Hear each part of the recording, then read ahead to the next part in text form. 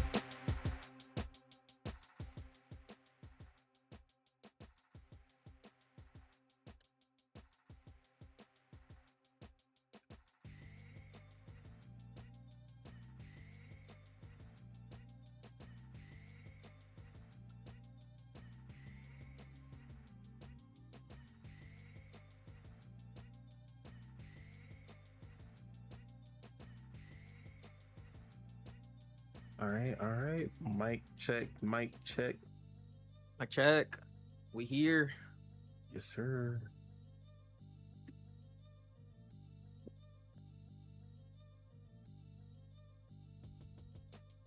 All right. All right. Might be. All right. What it do, what it don't, what it is, and what it ain't. It's your boy, Don Otaku, aka Don Solo, aka Solo the Don, aka Solo D Swaggy, aka the Hold the Line Lieutenant. Yeah, we back. We back. You know what I mean? I'm bullish. I'm very bullish on Fable and Okay. or Gears of War E-Day getting Okay. that long what am I trying to say? The long road, the long wait. The long awaited Xbox Game of the Year nomination. You know what I mean? I feel it's time. I should gonna deliver. Should have gotten it in single-handedly. 2023 with Hi-Fi Rush, but we don't gotta talk about that. Bro, if we really want to talk about it, there's a lot of dates that I can bring up that they should have got. Starting in 2020 with Ori and the Will of the Wisps. I don't give a fuck. I don't give a fuck what nobody say. There's zero. I agree. There's no way that game missed the nomination in 2020. Should have been a nominee. It got like 90 plus, right? Yeah, one of and like I don't want to disrespect Hollow Knight Silk Song, but Ori or if Better, Hollow right? Knight if Hollow Knight Silk Song can get the nomination, there's zero reason that Ori and the Will of the Wisp can't either. And that was a lighter year than it was a lighter year than what's it called 2023 was. So I digress. And then obviously the infamous 2021 highest rated game of the year, Forza Horizon 5. But it's a racing game, so obviously that doesn't even count.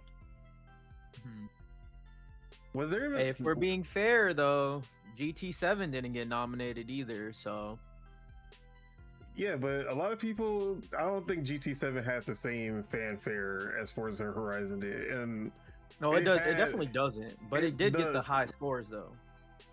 It got the high scores. It had 88, and then they added microtransactions and changed the balance in after the game came out. And then a lot of people, and the service went down in the first 24 hours. So I feel like a lot of people were sour on GT7 at launch. But they made a lot of changes that kind of picked it back up, especially graphically, because I remember a lot of people were like, bro, what the... Especially in third person, the game just didn't look right. But then they definitely improved that side, unlike Forza Motorsport did. So anyways, how you been, bro? What's been going on? Actually, I didn't even do introductions for you. Like, we just went straight. Yeah, man. What am I doing? Anyways, of course, I'm here with Subegels, aka Subeg, aka the Green Thumb, aka the Gaming Gardener, aka the Avatar, aka what you got for me today? AKA, we might be impulse buying some shit very soon. Oh shit. You know me and fucking money. I'm not really. I just buy shit, bro, and I work it off. But yeah, man, I'm good. I'm here. I'm living, which is great. Living is good, ain't it? Living is better than not living for sure. Someone just sent me a freaking picture of a bunch of graphics cards at Walmart. They're actually not going for too bad prices. $599 for a 5070. That's like MSRP, right? $499. So it's a little. I mean, but usually the like other brands are $100 more. So yeah, it's about the same. Damn, but no 5070 Ti's. I saw a 5070 Ti going for $799, and I was like, ooh. Yeah, That would have been a good impulse purchase, but I nah. The reason why I'm saying the impulse purchase thing is because I'm low key thinking about copping an Xbox Ally X right now. I'm not even gonna lie, like, the Steam, but we'll probably talk about it, right? Yeah. But yeah, so we might be doing a little bit of impulse purchases here. But if I do get that, then I'm definitely gonna sell my Steam Deck for sure because. But but yeah, I'm good. Going through some shit. It was my nephew's birthday this past weekend, so happy birthday to him. He Happy turned birthday. 3.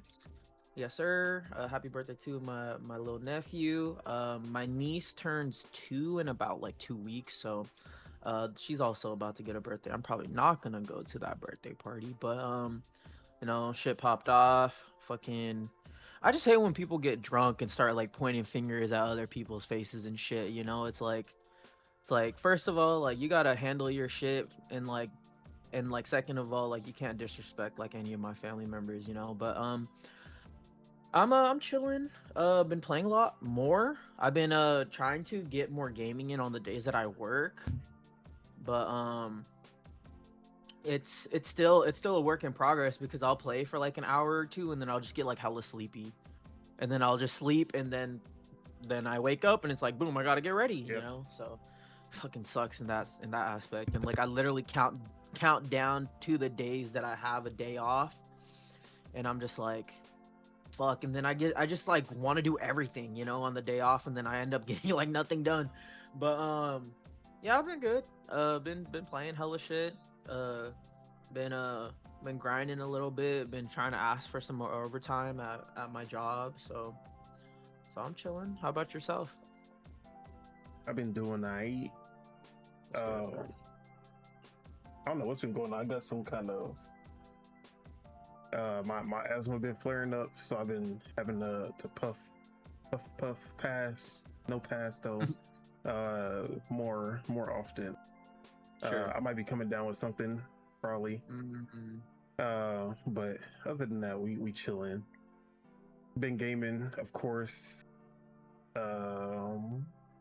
Had a really special game for me come out. I played a shit ton of it, but I'll get into that later. But other than that, nothing too crazy going on. So with that, we can go ahead and get into what we've been playing. I'll go ahead and let you go first. Oh yeah, so I've been playing a bunch of shit, bro. But I guess I'll start off with the VR stuff. My lenses came in, which was nice. It allowed me to actually fully dive in to the VR experience because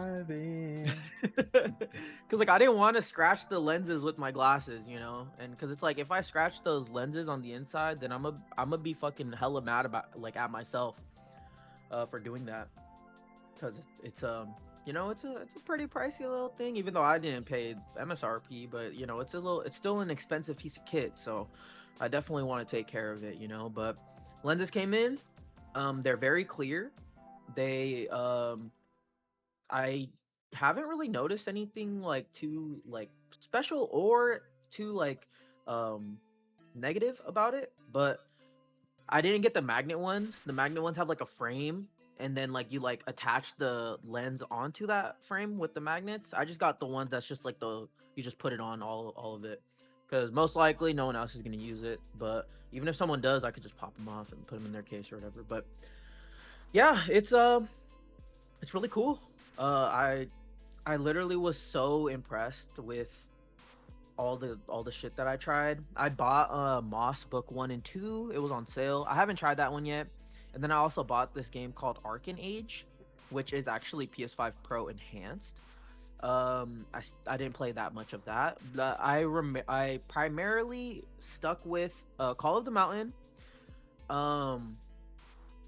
I played a little bit of RE8 because I actually had that on PlayStation. RE4 and RE8 are both VR2 supported, but I played like an hour of RE8 on it. I honestly can't do longer than that, or else I start getting like discombobulated or something, you know. Like, yeah, it's the motion sickness. Motion sickness, yeah. It's like I don't get the nausea, but I do need to like sit down, you know. But that's where that's where GT7 really came in clutch, because I didn't get any of like the motion sickness or like nausea in GT7, which is really good. And it's super immersive. But like, I didn't think how much of an improvement it would be in my races being in VR, but it really is. Like, you can just look up at the the rear view mirror, and it really helps. Like, instead of having to like go into the third person mode and like adjusting your camera and stuff, like quickly glancing up and be like, oh, he's right behind me, or oh, he's to the left of me, or let me like try to cut him off, or stuff like that. So really good, really good, really immersive. Call of the Mountain's also really immersive. It's primarily like a climbing game though. There's very little fighting, and when you do start fighting, it's really like janky and not good, honestly. But the climbing sections are pretty good. So it's Uncharted. No, it's that's hella funny. No, but like literally, like the combat is kind of like, it's kind of bad, because like you don't really move. You just kind of it's kind of like it's almost like a light gun game, where it's like you just kind of stay there and just like shoot your arrows and stuff in combat. That's gonna be most VR games. Yeah, like only the few like A1 experiences, like Resident Evil. Resident Evil. Yeah. All the like the Assassin's Creed VR game, Batman Arkham Shadow. Those are like the peak ones, but for the most part, especially when you get to the PC games, you're gonna be standing in place and doing the teleporting shit. Yeah, that's why I really liked RE8, because you can move around with the stick. You could even move around if I had enough space to like walk around and stuff, but you can, obviously tilt your head around and stuff. But the really cool thing about RE8 is like how they utilize the sense controllers, because you're actually like, if you're using a shotgun, you need to have two hands on it, so you need to have both your hands up, and you literally pump it like an actual shotgun, and you even reload it and all that stuff. Same thing with like the rifle, like you put in the bullet and then you like cock back the trigger on like the right side, and you have to like push it fully in and stuff like that. So that's all that like extra stuff is like super immersive, and I feel like that's kind of like what I was missing with gaming like all this time, like that extra like immersion layer. At least that's what I was missing with VR, because this is my first time really trying VR. And but yeah, but for sure my standout is GT7. I'm loving it. I was doing the circuit races, so the circuit experience in GT7 is like, you can go into the map, and there'll be like 5 different like tabs you can like select through, and each one will be just like a portion of the track, and you're just trying to master that portion, right? So you're like facing against the ghost, or you can just turn off the ghost and just do it yourself. But yeah, and then based on your timing, you could either get gold, silver, or bronze, like a gold, silver, or bronze trophy. And like the AI that talks to you it's also really cool, because like it'll keep track of like how many times you've like done it, or if you failed, or if you did it in like one go. It'll even say that. It'll be like, oh, you did it in one go and you earned a silver, good job, congratulations, you can move on, or something like that, but yeah, I'm just really loving it. It's so immersive. It makes me want to get it makes me want to get a steering kit and like pedals. But honestly, I really like playing racing games on a controller, like, and especially with the DualSense with the triggers. Like, you can really like tell how hard you're pressing it, or like if you're accelerating like half, or if you're accelerating like a quarter and stuff like that. And it's just great, Did you play online at all? No, I have not played online yet. Oh, okay. Just was doing the circuit experiences and like the license tests. So you didn't run into Bowie Knife 99? Oh. Is he in Gran Turismo I too? don't know, but that'd be hella funny, bro, if he's in there terrorizing everyone. The fucking memes and shit is hilarious. Yeah, that's hella funny. Dude, yeah, no, I seen it. It'll just be like they're just racing, and the guy just like smacks into them off the course. But yeah, I'm really loving GT7. I put like, I want to say like 60. I could actually just check. I think I put in like over 50 hours in that game for sure. fuck, how do I check that? Hold on.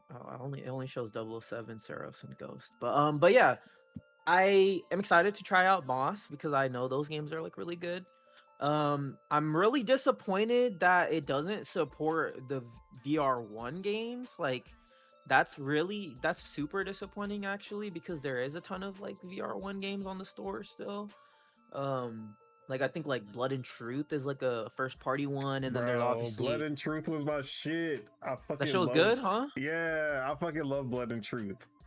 R.I.P. I forgot about that one. That team shut down. I forgot what team that was. Bro, Blood and Truth. That was the VR game that really made me say, hold on, okay. Yeah, you can do some shit in here, bro. Even with the PSVR 1, that shit was the truth. Mm-hmm.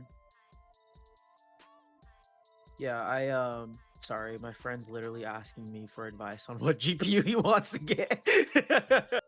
I'm trying to tell him to get the 5080 because it's right there, and if it's right there, you kind of might as well, right? But if you don't got the funds like that, then I always say to be a true PC master racer, get that 3060, and you know what I mean, sit on that for 10 years.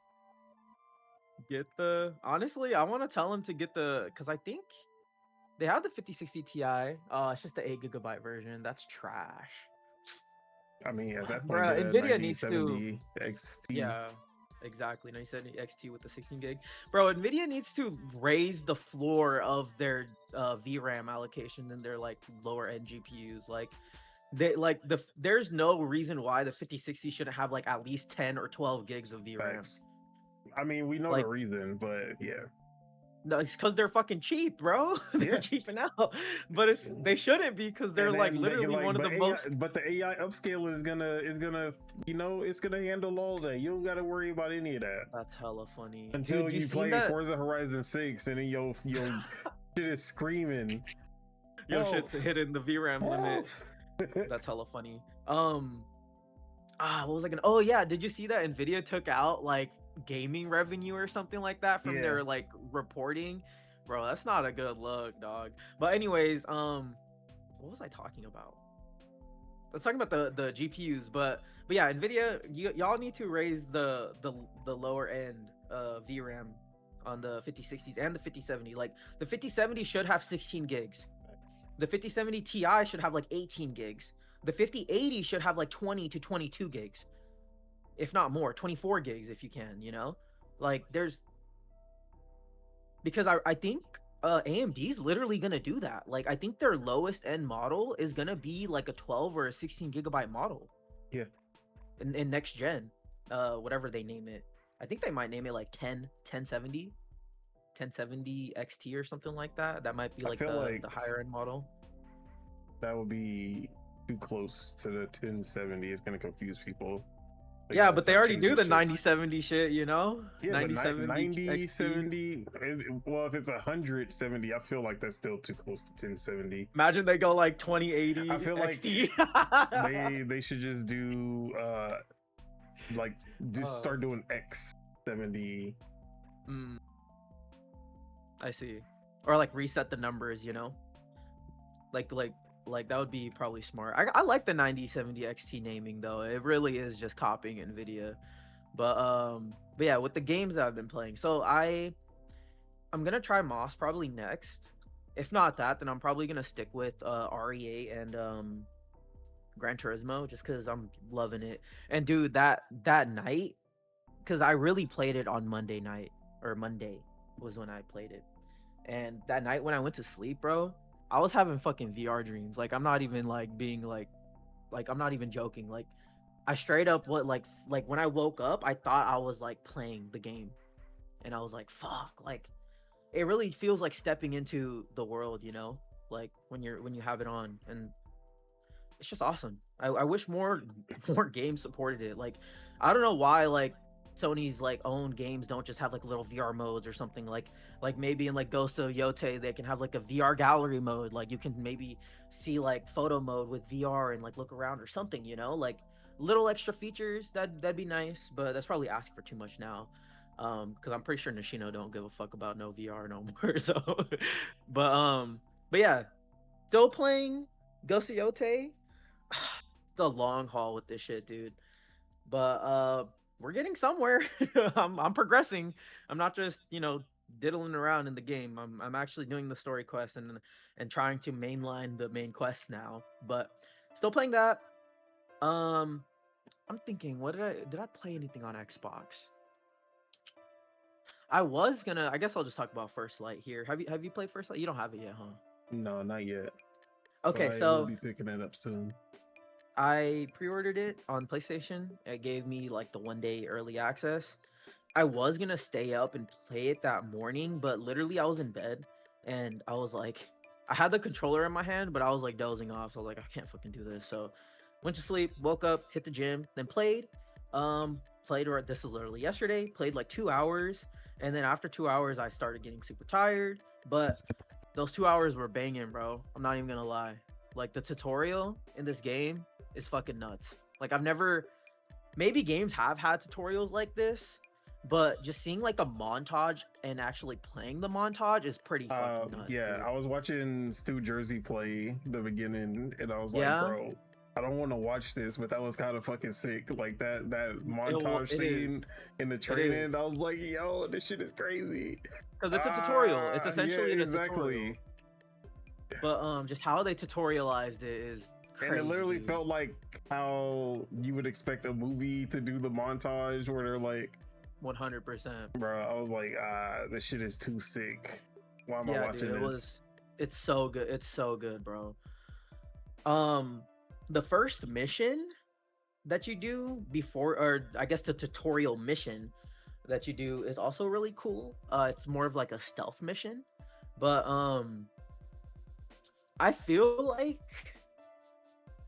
they went super linear with it. Like, I thought it was gonna be a little bit more open, but even just based off of that one mission, it really felt like it felt like Uncharted. Like, I'm not gonna lie, it really did just straight up feel like it. But I'm not gonna complain because the gameplay feels good. The thing that it does obviously better than Uncharted is the melee combat. Melee combat in this game is peak, dude.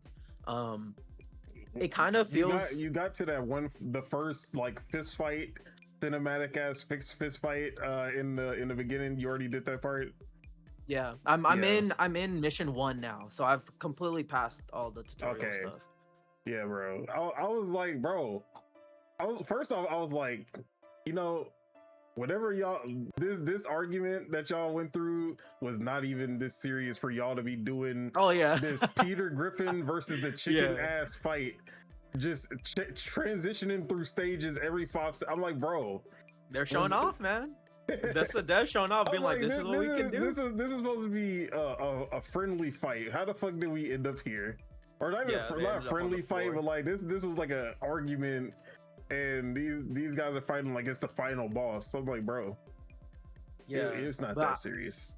I really liked how, bro, it's actually really funny. The game is really funny. I forgot what line I yelled at or I laughed at, and I think it was like they were talking about someone was going through like Bond's like briefing, like his description, or how people describe him.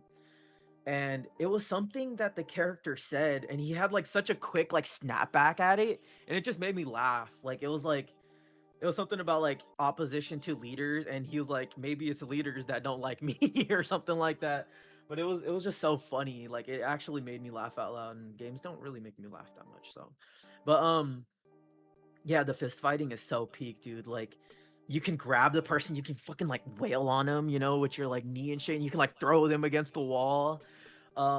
Obviously it has like the Arkham combat where it's like you're countering and then you're dodging and stuff like that, sidestepping. But I really like the little wrinkle of like grabbing the person and like really like wailing on them, and then you could throw your gun at someone that could like open them up for some more fist attacks and stuff like that. You can charge. I think it's like R1 and square or something like that. He literally like bum rushes the enemy, and you could push them like off of a ledge, or you can push them into like appliances or like cabinets and shit.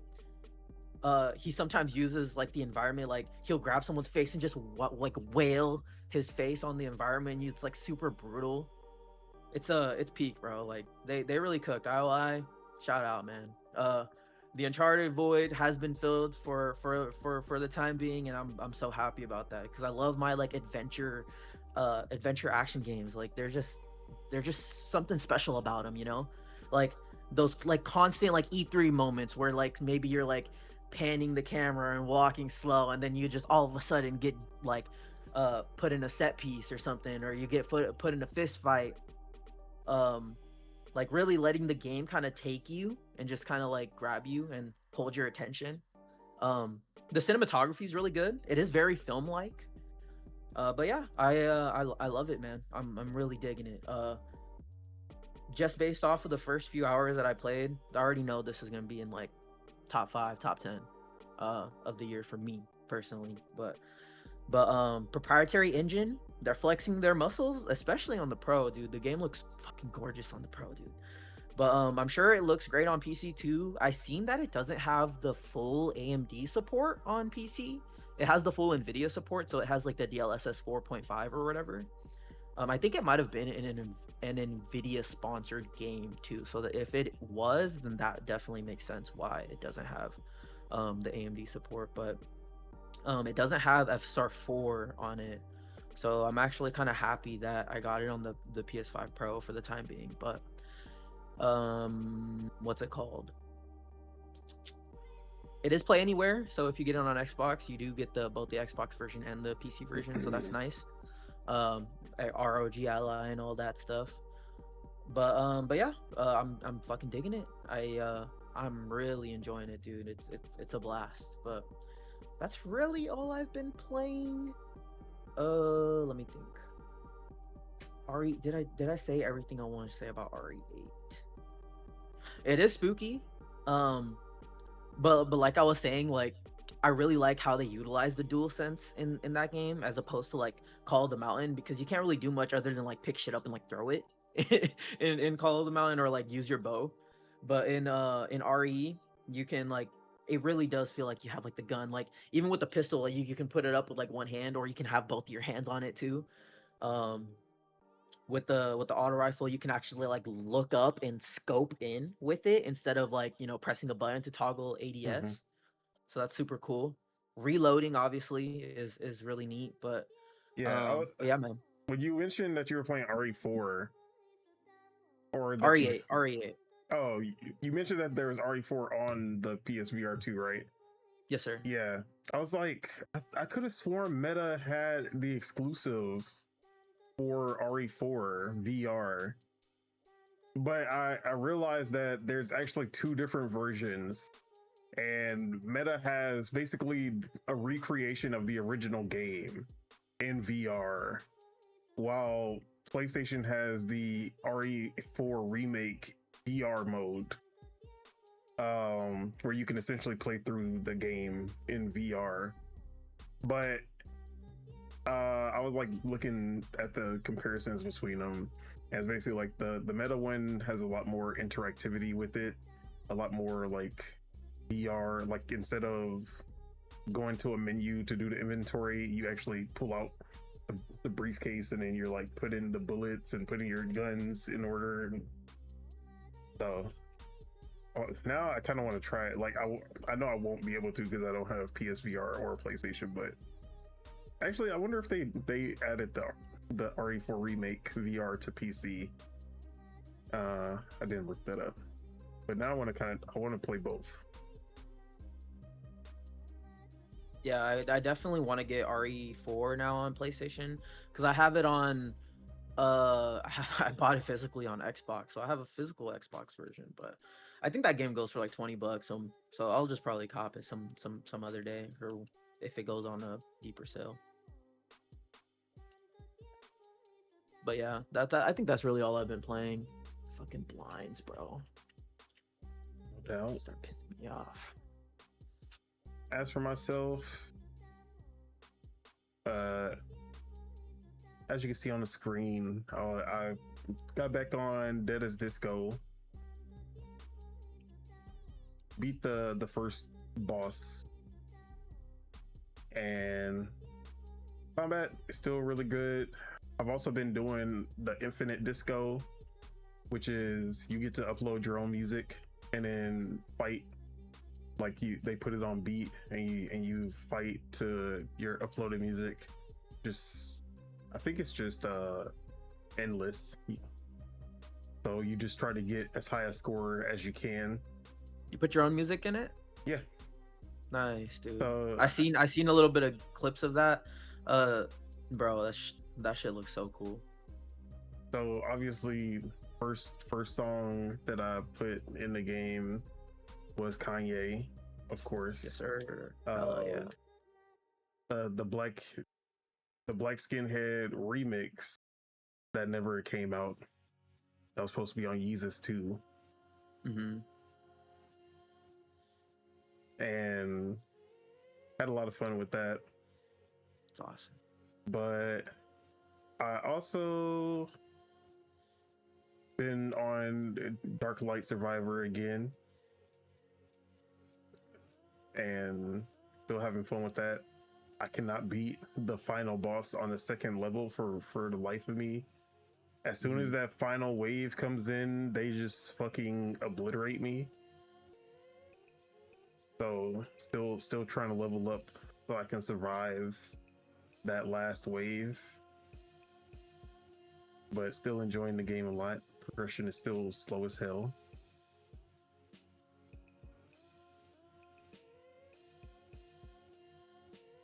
Okay. I also been on Invincible Versus some more. Nice. Been actually playing ranked now. So been trying to level up my combos, level up my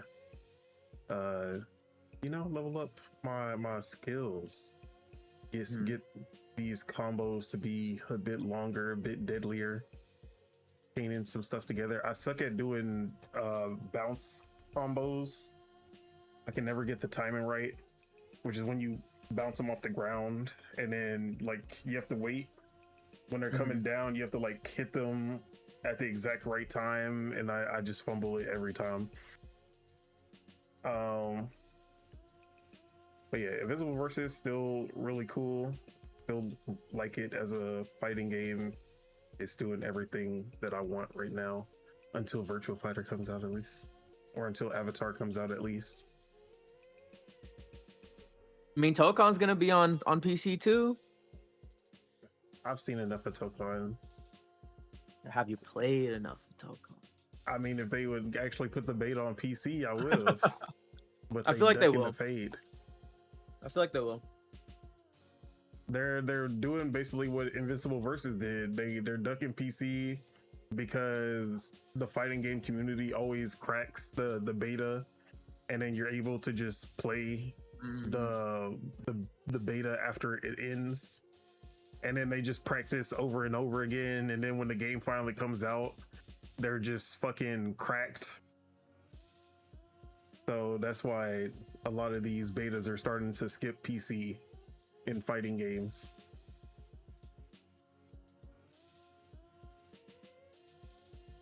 So I don't think Marvel took on. Bro. I don't think Marvel Pokemon is coming. It's all due to them damn crackers. And by that I mean the people who crack games. What's funny? But other than that, I've been playing. I haven't got back on Forza. Just been having way too much going on to jump back into that. I've been playing a lot of City Game Studio, which is the game dev story, game dev tycoon style game. I've gotten back hooked on that. They just added some more updates. This single developer, bro.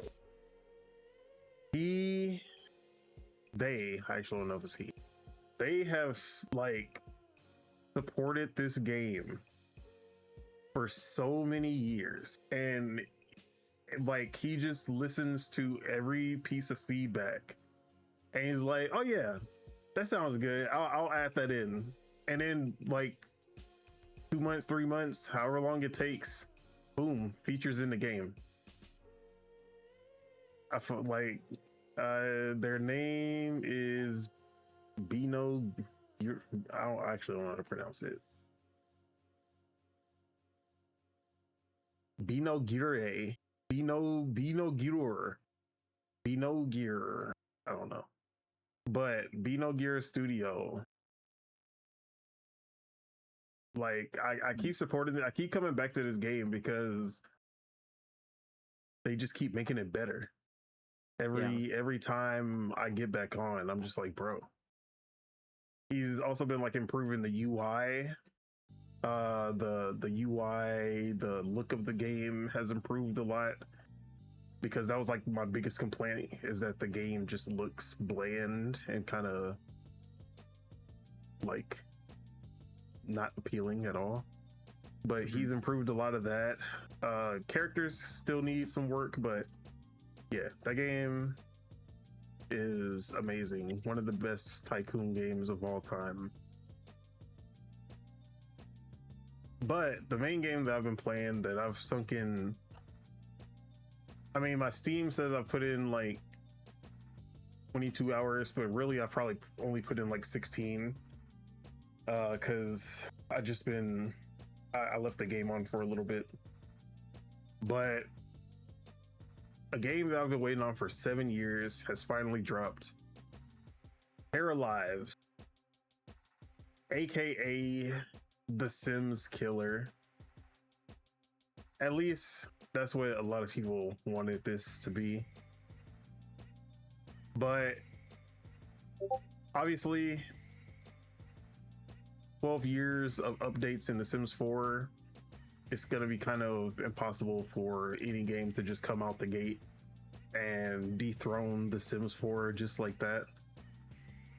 But what Paralives does as a sim style life sim is make a base game. It created a base game that works right out the gate and is just more like, it's doing a lot of unique things that The Sims doesn't. But also, instead of having the Sims model of giving you a bare bones experience at launch and then basically selling you all the expansions to make it a worthwhile game later, they're basically giving you, as long as they're in early access, all of the updates will be free, including all the expansions that will add things like pets, weather and seasons, swimming pools, more traits, more vibes, which is like the personalities for the paras, as they call them. More, what else did they say? Basically, a lot of the things that are expansions in The Sims, they're gonna be free updates in Paralives. So weather and seasons, that's one expansion, $40 right there in The Sims 4. Pets, dogs, cats, and horses, another expansion, $40. Cars and bikes. Sims 4 still doesn't even have cars and bikes because they got rid of the open world, which Paralives has that open world just like The Sims 3, which is amazing. Sims 3 is still a lot of people's favorites just because that is the open world one, and then The Sims 4 went back to like segmented loading screens every time you leave your section. Bullshit. Social events like parties, weddings, that's another expansion, or I think that one's like a content pack for The Sims, which is $20 still.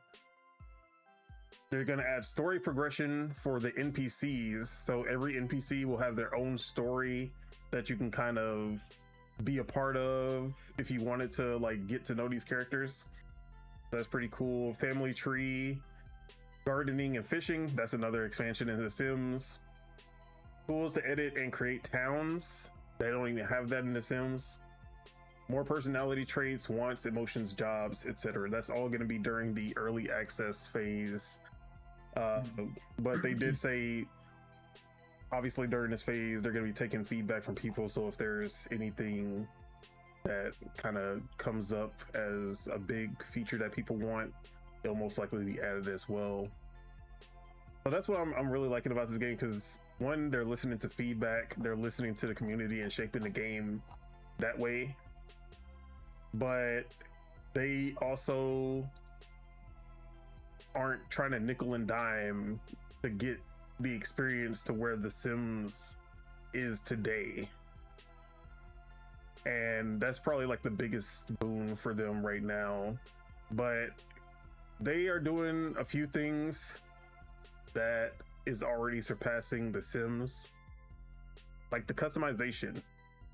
Right out the gate, their building tools, their customization tools are already better than The Sims. When it comes to building, you can do like curved walls. They have a color wheel for everything instead of just the developer. Oh my fucking God, we're doing this again. The developer, like developer choices for colors. Like in The Sims, you just have, oh, you can only have these colors for this piece of clothing or this house or this wall. But in Paralives, everything has a color wheel that you can accurately pick whatever color that you want every single time for everything.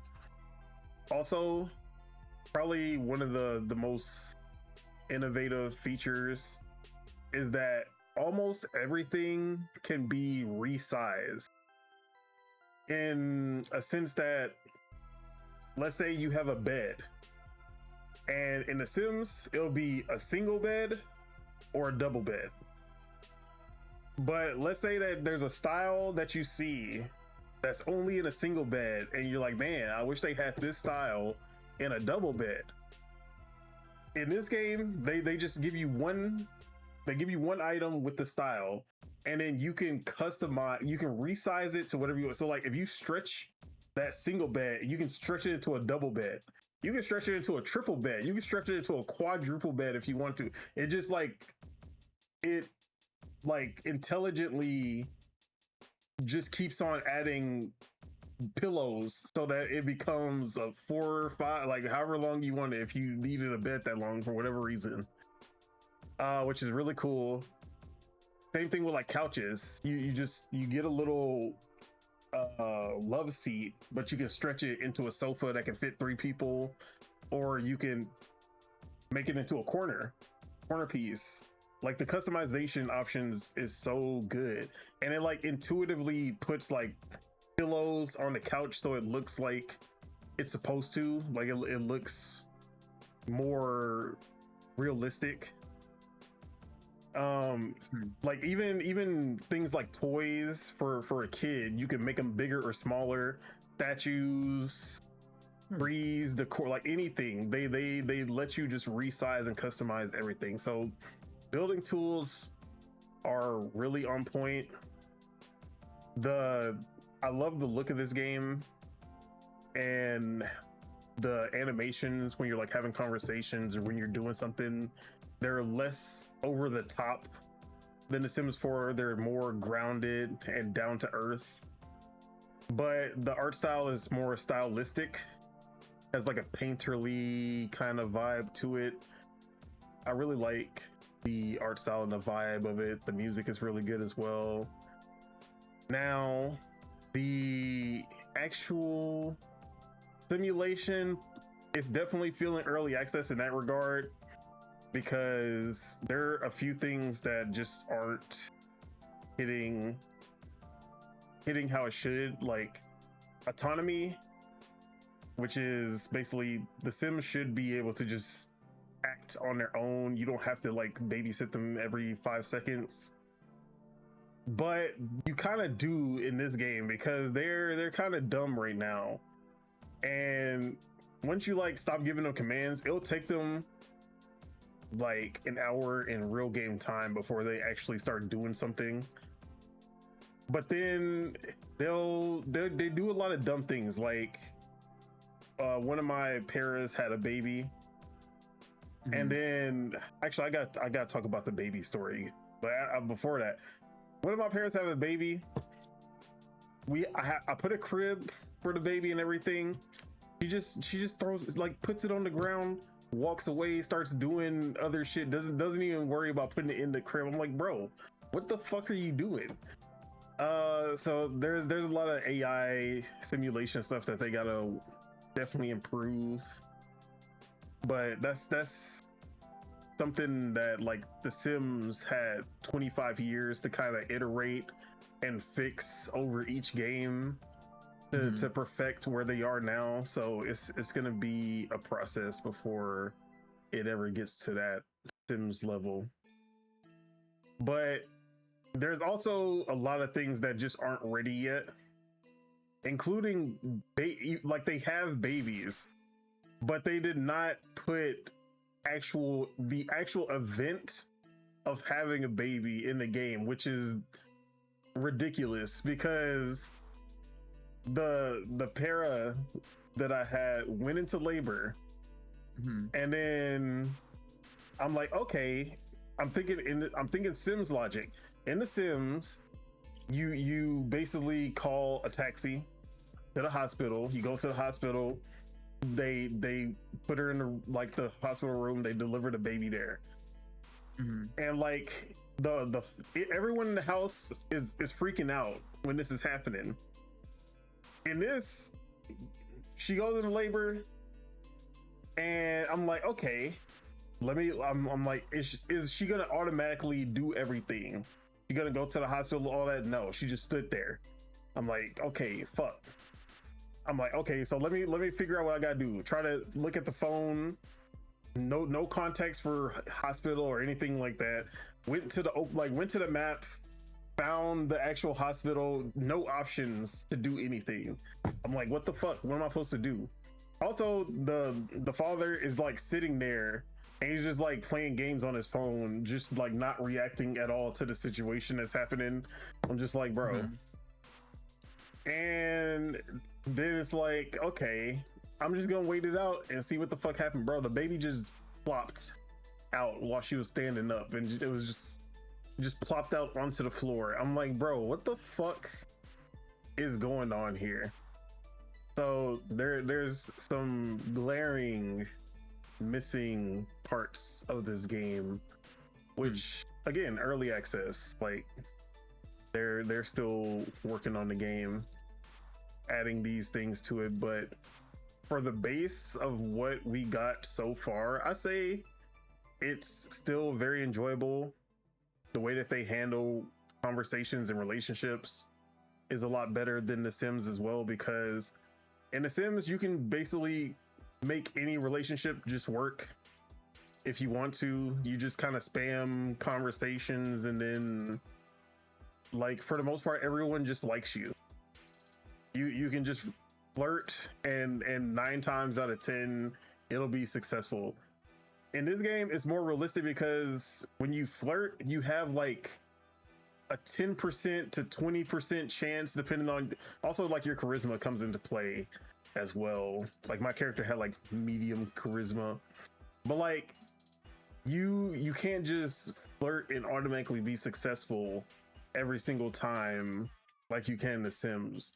They give you a percentage, but the percentage goes up as you get to know the person. So the more you conversate with them, the more you try to become friends and talk with them, get to know them, the flirt percentage gets higher, which that's like how it is in real life as well. Like, if there's a flirty person, your flirt chance is going to be a lot higher. But for the most part, when you're conversating with people, you can't just start flirting and then it's just like, boom, success every single time. So I like that a lot. They handle it really good with the conversation relationships. But there's just a lot of just simulation stuff that they still need to get right. And that's just gonna come with time. But I'm loving the base game so far, just like what they dropped so far in early access. It feels distinct enough from The Sims that I'm enjoying it, even though it doesn't have all of the bells and whistles that The Sims does. And unlike Inzoe, it has a lot of soul and it feels very handmade. Yeah. Whereas Inzoe kind of just felt soulless in a lot of regards. But yeah, Paralives is not the Sims killer yet, but it's getting there. I also just dropped my impressions piece on Lords of Gaming, so if y'all want my full thoughts, go ahead and check that out as well. Yes, sir. But that's all I've been playing. With that, we can go ahead and get into the news. Yeah. See, only an hour this time. Not an hour and 30, not an hour 40. 1 hour. You got through it.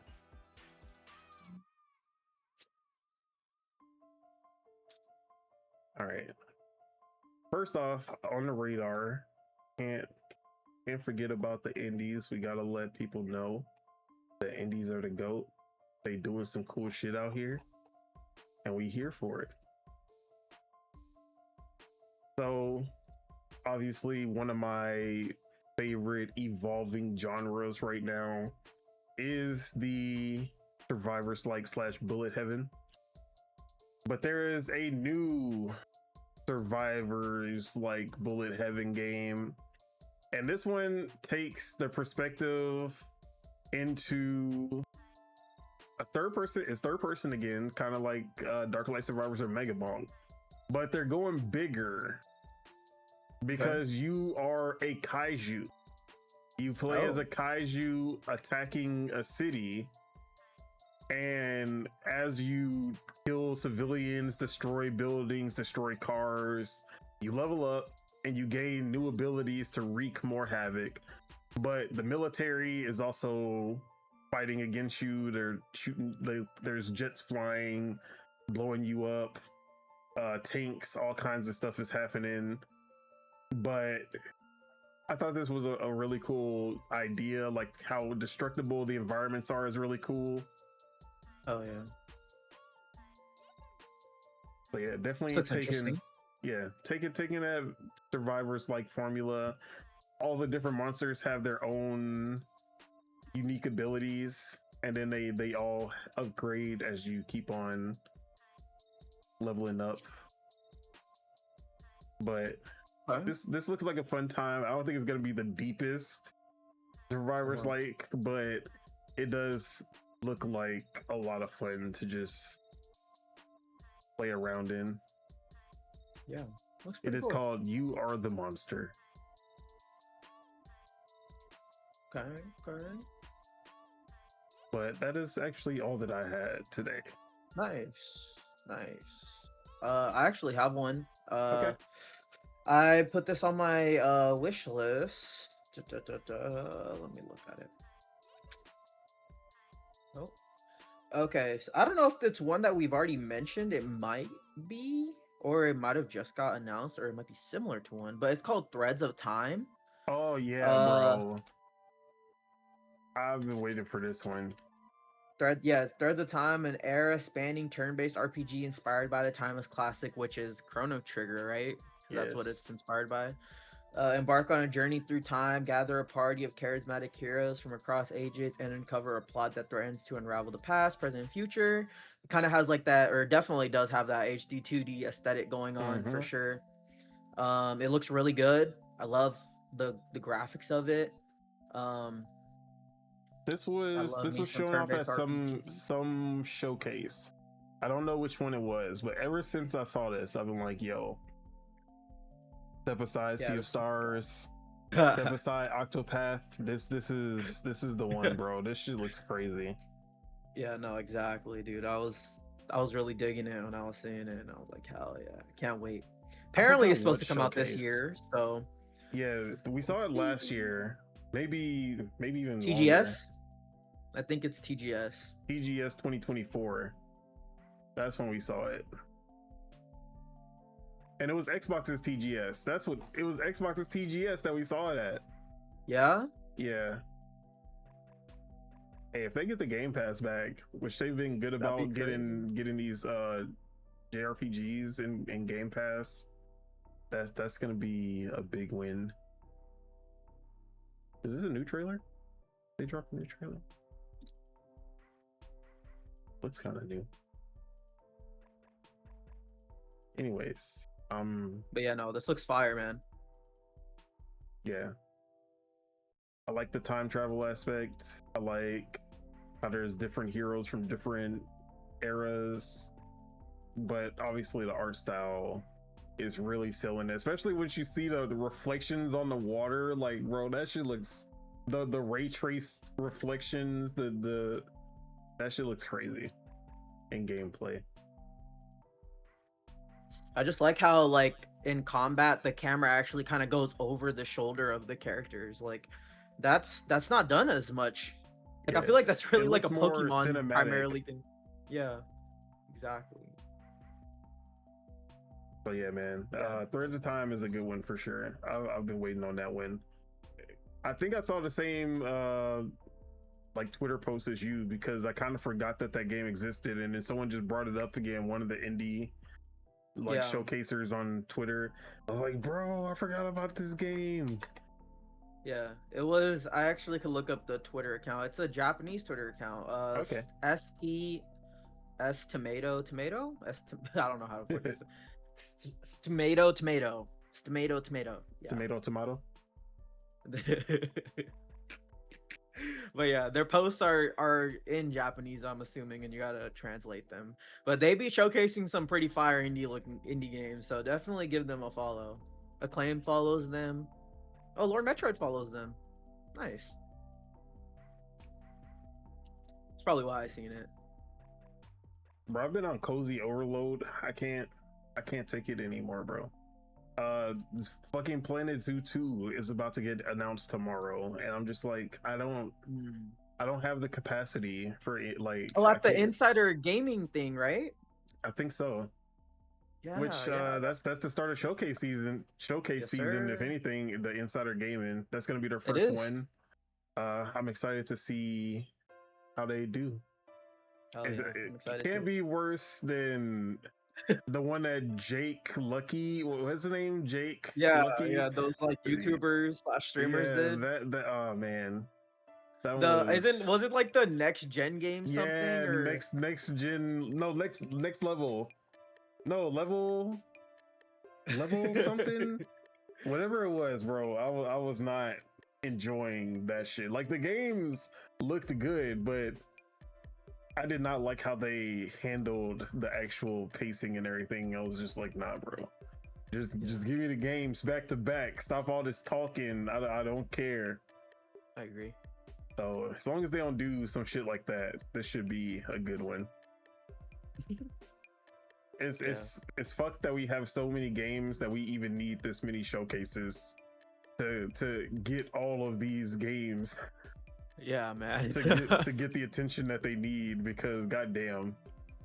Yeah, now we got like freaking like 10 of them now instead of the one E3 we used to get.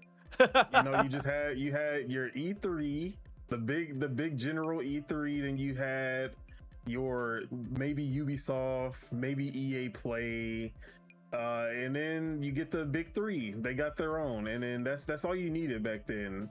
Now indies need their own showcases because there's so many indie games, not enough eyes on them, so they need their time to shine. Then, publishers need their own showcases. Yeah. Developers need their own showcases. Not only the big publishers, but now every single publisher needs their, like, Capcom, fucking Devolver Digital needs their own. We got Annapurna doing the same thing now. Like, come on, bro. So yeah, pretty ridiculous. All eyes on me. That's how everybody trying to be right now. But it's too much. I think hard to keep on. Bro, I think I know what will save gaming, bro. Just bring back E3. I feel like these people just need like something in, like, because there's obviously like PAX and stuff, and like Tokyo Game Show, and like Paris Games Week I think is still going, and Gamescom still going, but like They need one like central one, you know? Like that's what it's missing, bro. Like where the whole industry comes and shows off their shit. Like we have Summer Game Fest. We have the Keeleys. yeah, but I don't know. Except, I feel like it's very biased, bro. Like Keely's we know that any game that doesn't have English voice acting is automatically thrown out the window when it comes to any Keeley showcase. The Japanese anime games, ew, get that shit off of my stage right now.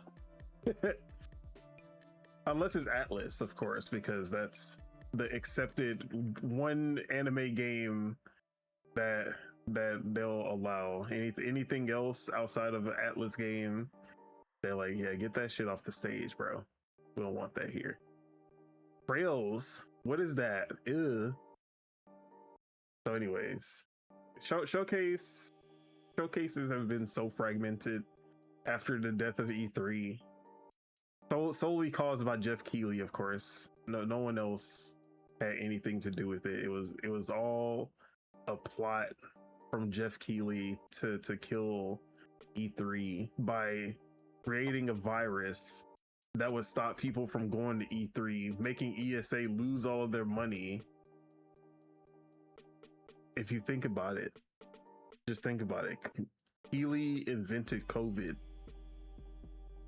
to make Summer Game Fest the go-to option. Just think about it, bro. Wasn't he like bragging about it too? Like E3 dying? Oh, bro, he was on Pack Watch. He was all like he was at the grave, putting up deuces, everything. He ain't give zero fucks. Now ESA has been like, we've been seeing ESA's true colors. The ESA is not the greatest. Like, I could see why he had such a grudge against them, because they are kind of shitty. We were talking about the ESA and how they were trying to like put up a fight against the Stop Killing Games movement instead of siding with the consumers. So, you know, they're not the angels, but it wasn't worth them losing E3 either. I don't think the death of E3 was a good thing. Yeah, I agree. But anyways, today for you guys, tomorrow for us. Tune into the Insider Games Showcase, Insider Gaming Showcase. All right, first piece of news. Avalanche is still alive. They're surviving for the most part. They're working. They still have some fight in them after everything that happened. Just Cause getting canceled, Contraband getting canceled. They had some layoffs, but the studio is still alive. And we saw a job listing basically saying that they are entering pre-production on a multiplayer live service game. That is, I'm 100% sure that this is their last ditch effort. If this game, this is we have to make a case for our survival. And this is the one thing that we know that the publisher would go for. But if this game fails, I'm pretty sure Avalanche is fucking done. But they're working on a live service game. They're switching from Apex Engine to Unreal Engine. We hate to see it. Also, like, Unreal Engine multiplayer, I like Apex Engine was cool. I like I guess it depends on what kind of game they were making, but like the destructibility that they had in Apex Engine was so cool. But we'll see how this transition works out for them. But here are some of the bullet points. Prototyping is over and pre-production has started. Large-scale multiplayer environment. Live service with content updates and feature rollouts. making a switch to Unreal Engine from Apex. Following the cancellation of Contraband, it will be their next game. So yeah, the industry-wide move to Unreal Engine will not stop. And we'll talk about Unreal Engine in a little bit more as well. But how are you feeling about Avalanche working on a live service, large-scale multiplayer game, but also switching over from their proprietary engine to Unreal? Well, I guess for the Avalanche thing, I'm happy that they're still doing some stuff. This kind of tells me that maybe the team or like the people that were in charge of like doing the work on the engine have left. So that is making them obviously switch to Unreal. Because if you lose that talent or that knowledge, then it's kind of hard to, get someone up to speed, and we've seen that with like Halo Infinite, So also could be a lot of external support, and the onboarding was just too much for a new engine. Sure.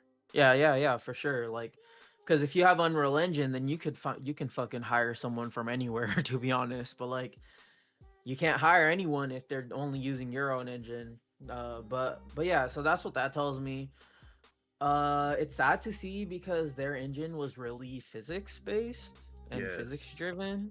Love that. And it was like they made really performant, huge open world games. Like fucking the Just Cause games are ginormous, like in scale.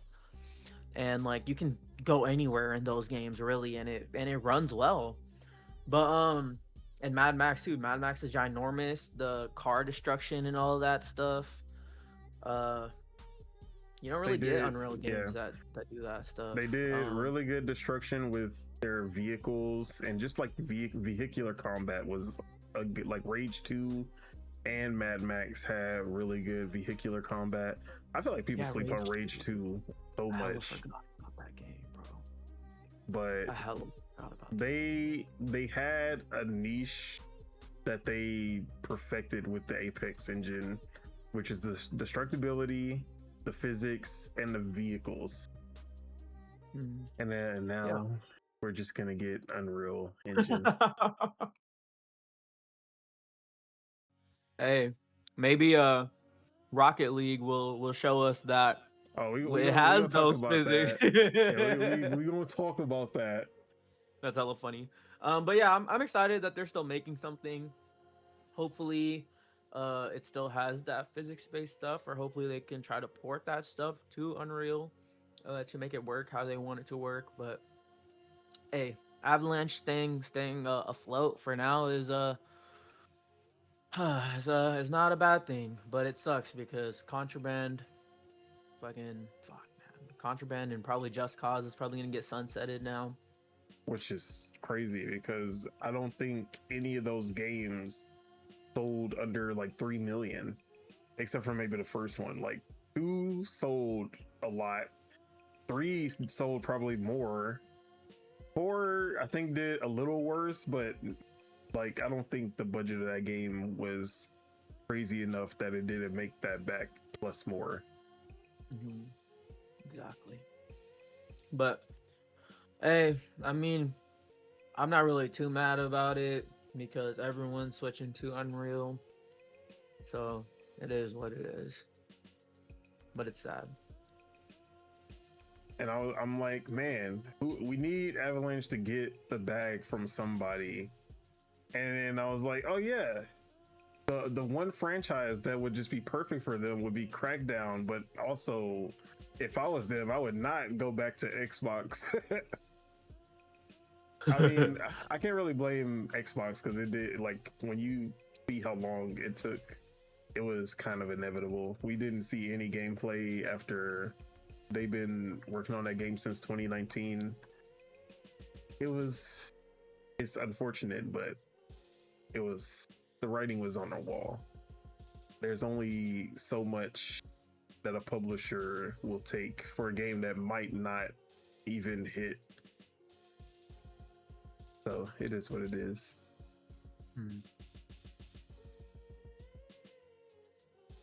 Yeah, I agree.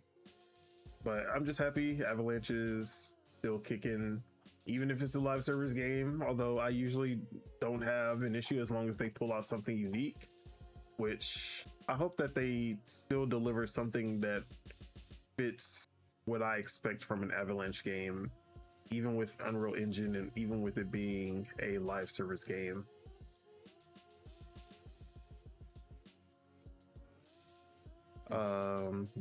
Just make it a, let's see, what kind of large scale multiplayer.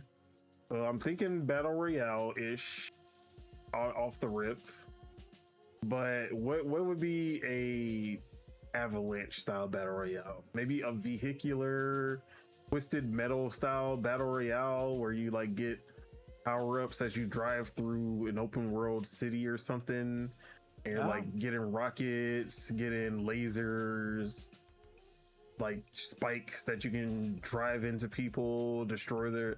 I can see something like that being pretty cool. The first vehicle-based battle royale that isn't a racing game, like Mario Kart Knockout Tour. Hey man, I'm giving y'all some bars, Avalanche. Just pay attention, lock in. But yeah, I really hope that they lock in and they make something that sticks, because I do not want the first week to be, oh, Avalanche's like getting 300 people at launch, and then it's oh, the next week Avalanche has closed down. Like, that's one thing I don't want to see. Yeah, I agree. But we will see in time. But speaking of Unreal Engine, let's talk about Unreal Engine 5. No, not 5. We already on to the next. Unreal Engine 6. Why are we talking about Unreal Engine 6 when they still haven't fixed all the issues with Unreal Engine 5? Well, that's because it's Epic Games. That's why. And they have already unveiled Unreal Engine 6 along with the first game that is going to be taking advantage of that, which is my favorite game, one of my favorite games of all time, one of the games I've put the most hours into in my life, and that is Rocket League. So if you don't know, Rocket League is still on Unreal Engine 3. Really? Yes, Unreal Engine 3. And we've been like, we've been talking shit about them for the longest. Like, bro, at least upgrade the Unreal Engine 4. Like, what? Like, I mean, it's not like the game looks bad. It doesn't run bad. So it's not like, it's not an issue that it's on Unreal Engine 3. But, you know, it's been so long. Every other live service game kind of gets that graphics boost every now and then. We're like, okay, like, when is Rocket League gonna get that that poo? You know what I mean? What I was not expecting was it to be fucking the first Unreal Engine 6 announcement. And they showed off a little teaser, and it looks cool. Like, I mean, I'm pretty sure Rocket League is not even going to be the first, because Fortnite is going to find some way to sneak their way into being the actual first game. But basically, they got like the little ray trace reflections, and I don't even know if it's ray traced actually. They just got some nicer looking reflections going on the cars. They look shinier. That's all I saw. But we'll see. Maybe when we see more of like the courts and stuff, I can see that getting really big improvements. But they didn't show too much. I don't even know if what they showed was even in game. But they also showed some other games. So we got, so they basically showed Fortnite. I'm guessing this is or actually, do I have it on screen? Yeah, I do. Okay. I'm guessing the first slide is 100% Fortnite. The second little one, I think that's the Disney game that we haven't seen yet. But that castle looks very Disney, so I'm guessing that's what that is. Rocket League is in the middle. I'm guessing this is supposed to be Fortnite, Unreal, like the Unreal creation engine thing. And then Lego Fortnite is the last slide. So all of these games are going to be upgrading.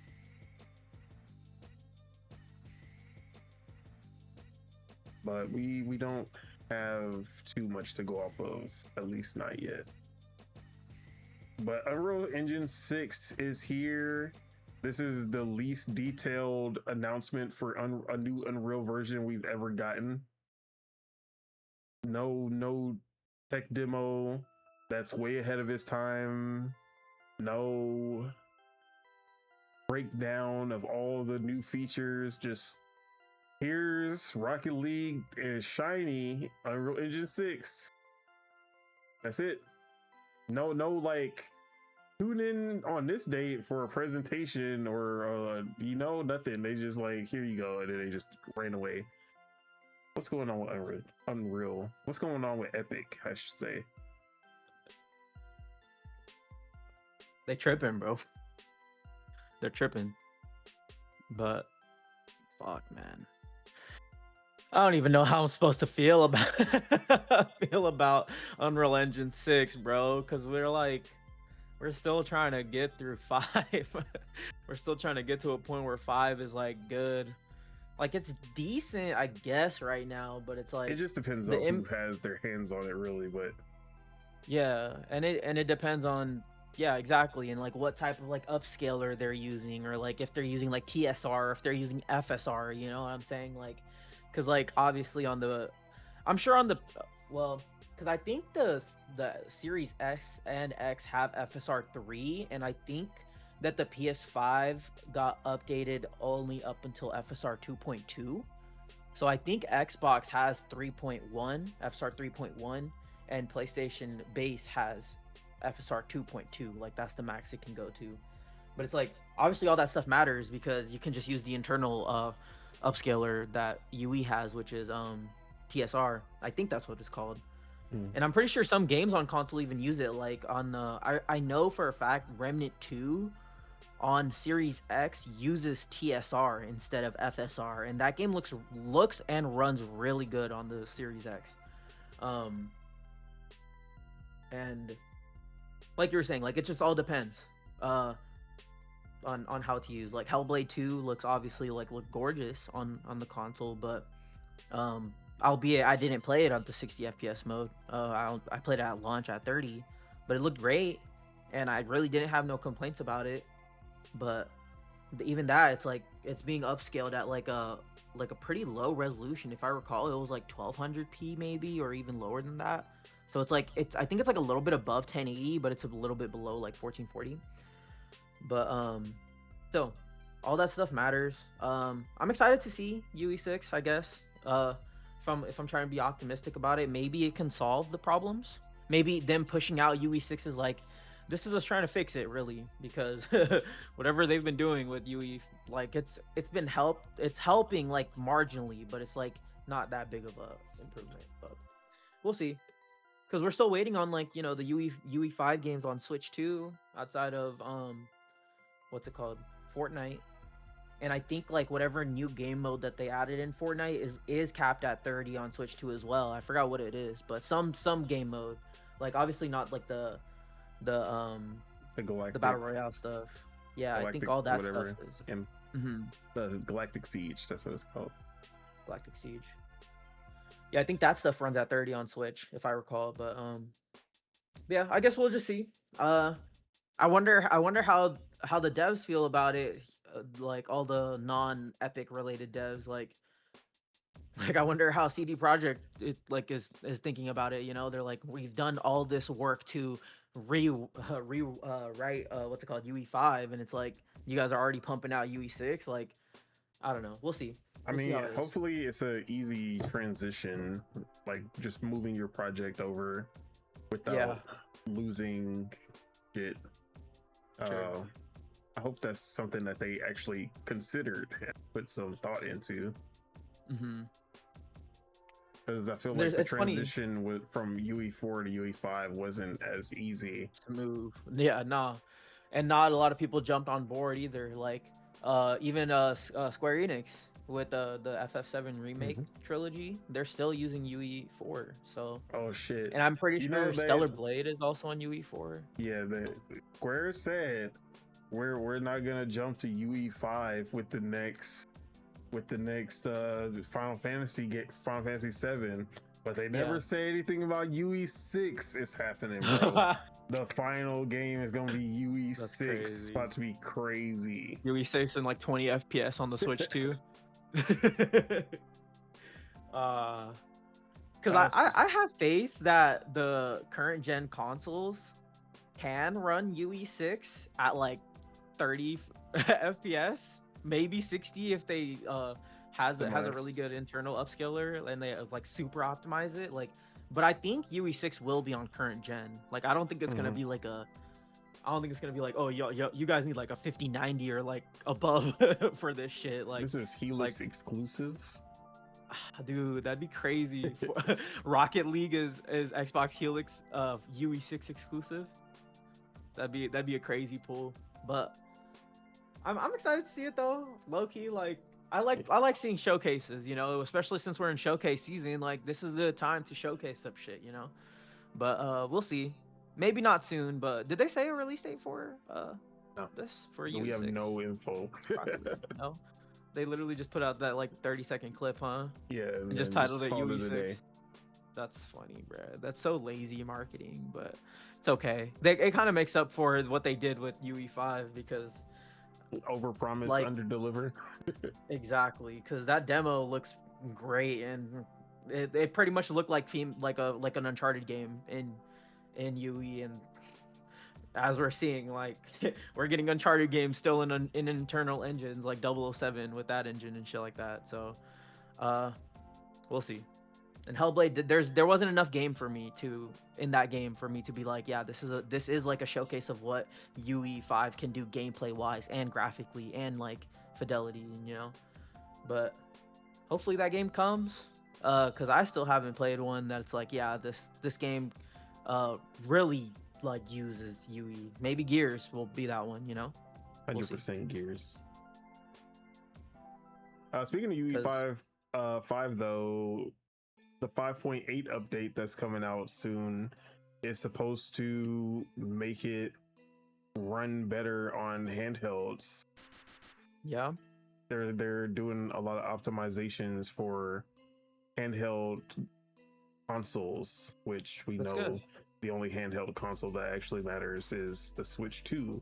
So we should be seeing some improvements on Switch 2 with UE5 games, including Fortnite most likely. Maybe that will end up bumping that one game mode into 60 FPS. But yeah, Unreal Engine is definitely not the same UE5 that we got at launch, but it still needs some work to get to where it needs to be. And maybe Unreal Engine 6 is that culmination that we needed for them to fix all the problems without just resetting and adding new problems.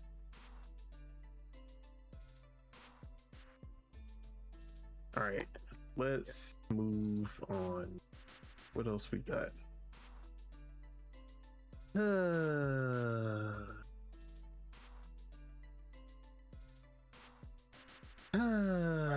I really think I'm gonna do it, dog.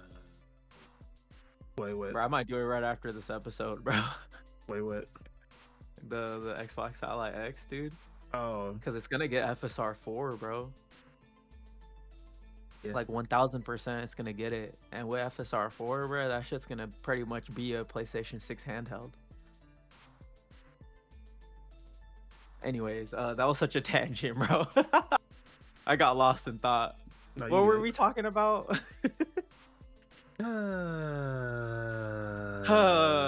Why are we sighing? Let's talk about The Witcher 3. Oh. So, if you Caught me off haven't, guard, bro. Your favorite game? if you haven't heard the bad news, Bro, that's your favorite game, dog. we're for whatever reason, the stars have unaligned, and we are now getting a new expansion for The Witcher 3. Oh, brother, this guy stinks! Hey, no, the And- stars kind of aligned because this got leaked, right? And it was literally to the day. No, didn't they say late May? Yeah.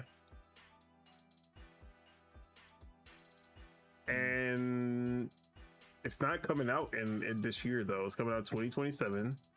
2027, yeah. But this is the third expansion for The Witcher 3 Wild Hunt. Songs of the Past. And it will be hitting the market in 2027 on PlayStation 5, Xbox Series X, and PC. No Switch 2 edition. No, you know, I was expecting that. It's not happening. But it's not coming to the last generation. So this is another like Phantom Liberty moment where they kind of dropped the last generation in order to make the expansion as good as possible, as good looking, as ambitious as they want it to be. But you know, Witcher fans, stand up. I'm gonna let y'all have y'all moment.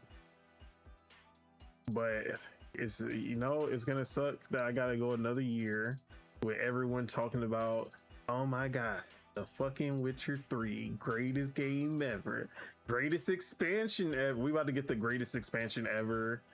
Shit ever. And then we're like, oh, the expansion is only $20 and it's better than $70 game. I'm gonna have to hear that shit again for a whole nother year. Like, I don't got time for this shit. But So I'm gonna let you have your moment. You know, I wasn't sneak My moment? all y'all. You know, usually I think Witcher 3 is great. I don't think it's like one of the best games ever made. Like, bro, like honestly, this might be controversial a little bit, but I think like Assassin's Creed Origins is better than Witcher 3.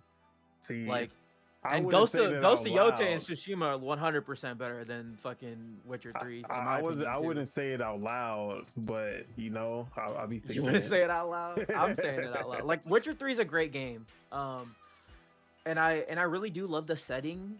The story is great. The combat's just, it's passable. It's passable combat. Like bro, especially after playing all the shit that I've played recently, like, and like going back to Witcher 3, I'm just like, bro, what is this shit? You know, like I might as well just be like tapping X on it, you know, instead of doing whatever the fuck that is. But it's a great game though. It has a really great story. Like honestly, if there's any reason to play Witcher, it's for that story. Like you're not playing it for the combat. Quest design is also like, even without the story, the way that they handle quests and their quest design is the bar that every RPG should strive for. Yeah, and I really love how like you can get really intricate with it, like finding out like the weakness of like the monsters that you're hunting and stuff like that, and like lay out like the proper traps and have like the proper stuff equipped for that battle. Like I like that stuff, but games have cleared it. You know, it's like, it's nostalgia, like talking whenever people are saying like it's like one of the best games ever made. Like it might be for you, but it's not like anymore in general, you know, in my opinion, at least. Baldur's Gate is the RPG that I'll let anybody say greatest game ever, all that, because Baldur's Gate actually is the top of its genre in every possible way. Whereas Baldur's Gate like 3? Yeah, Baldur's Gate 3. Okay. Whereas like The Witcher, like you're an action RPG, but you fucked up the action. I don't care how good everything else is. You fucked up the first part of your genre. not to say it's like the worst feeling action game ever. It's just not. It's not that. It's just not that good. It's not like it's not matching the quality of everything else in the game. Basically, Dragon Age 2. No one's there for the combat in Dragon Age 2. But everything else is really good about Dragon Age 2.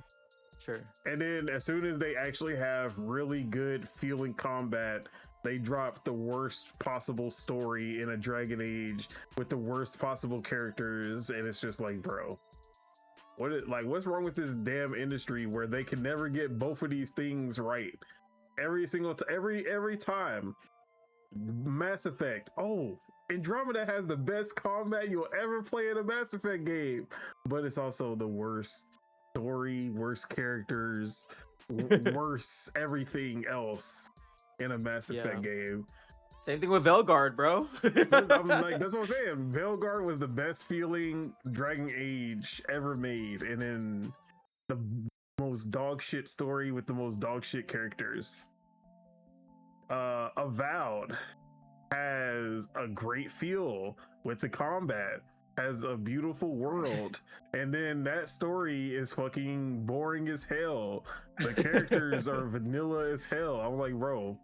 Actually, no. Some of the characters are cool. It's just that the overarching story is so boring. Like, it has no purpose. There's no pizzazz to any of it. So yeah, every like once you get the combat right, that's when you get everything else wrong. Once you get everything else right, you don't have the like Hellblade 2. We're not going to talk about, bro. It's scope. It's all scope. I feel like that it can all get boiled down to that, like how big your scope of your game is, and how willing you are to cut from that. You know, if it's all scope, then I need you motherfuckers to be Listerine. You feel me? This guy, but yeah, I feel it, man. Shit. I'm surprised Witcher 3 DLC is coming out that late. I think I might have said this in the Discord, but that tells me that Witcher 4 is well, probably this wasn't by CDPR. This wasn't by the main CDPR team. This is being done by Fool's Theory. Which is they're like subsidiary or something, right? Like one of the developers that they picked up. Let me see. I forgot their name, but it's Fool something. I kept on calling them Fool's Gold, like the record label, but no, it's not. It's Fool's Theory. Fool's Theory. Which they are the ones who made. Thaumaturge. I don't know how to pronounce that shit. the Thaumaturge. But that's a really cool RPG that people should play. And it's in Game Pass and in PS Plus. Oh, nice. So if y'all haven't played that one, I played like a few hours of it, and I actually liked it a lot, but I just had so much on my plate that I never came back to it. Sure. The Thaumaturge. But yeah. Play Thaumaturge, but they're the ones doing the next expansion. So we'll see if they can keep the quality level that people are used to after Blood and Wine. But the actual CDPR team is still head down working on The Witcher 4, which is how it should be. The same thing with how State of Decay 3, Undead Labs was working on State of Decay 3 while they had, who was it? It wasn't 11-bit, but it was some external studio that was working on all the DLC and updates for State of Decay 2. I forgot their name though.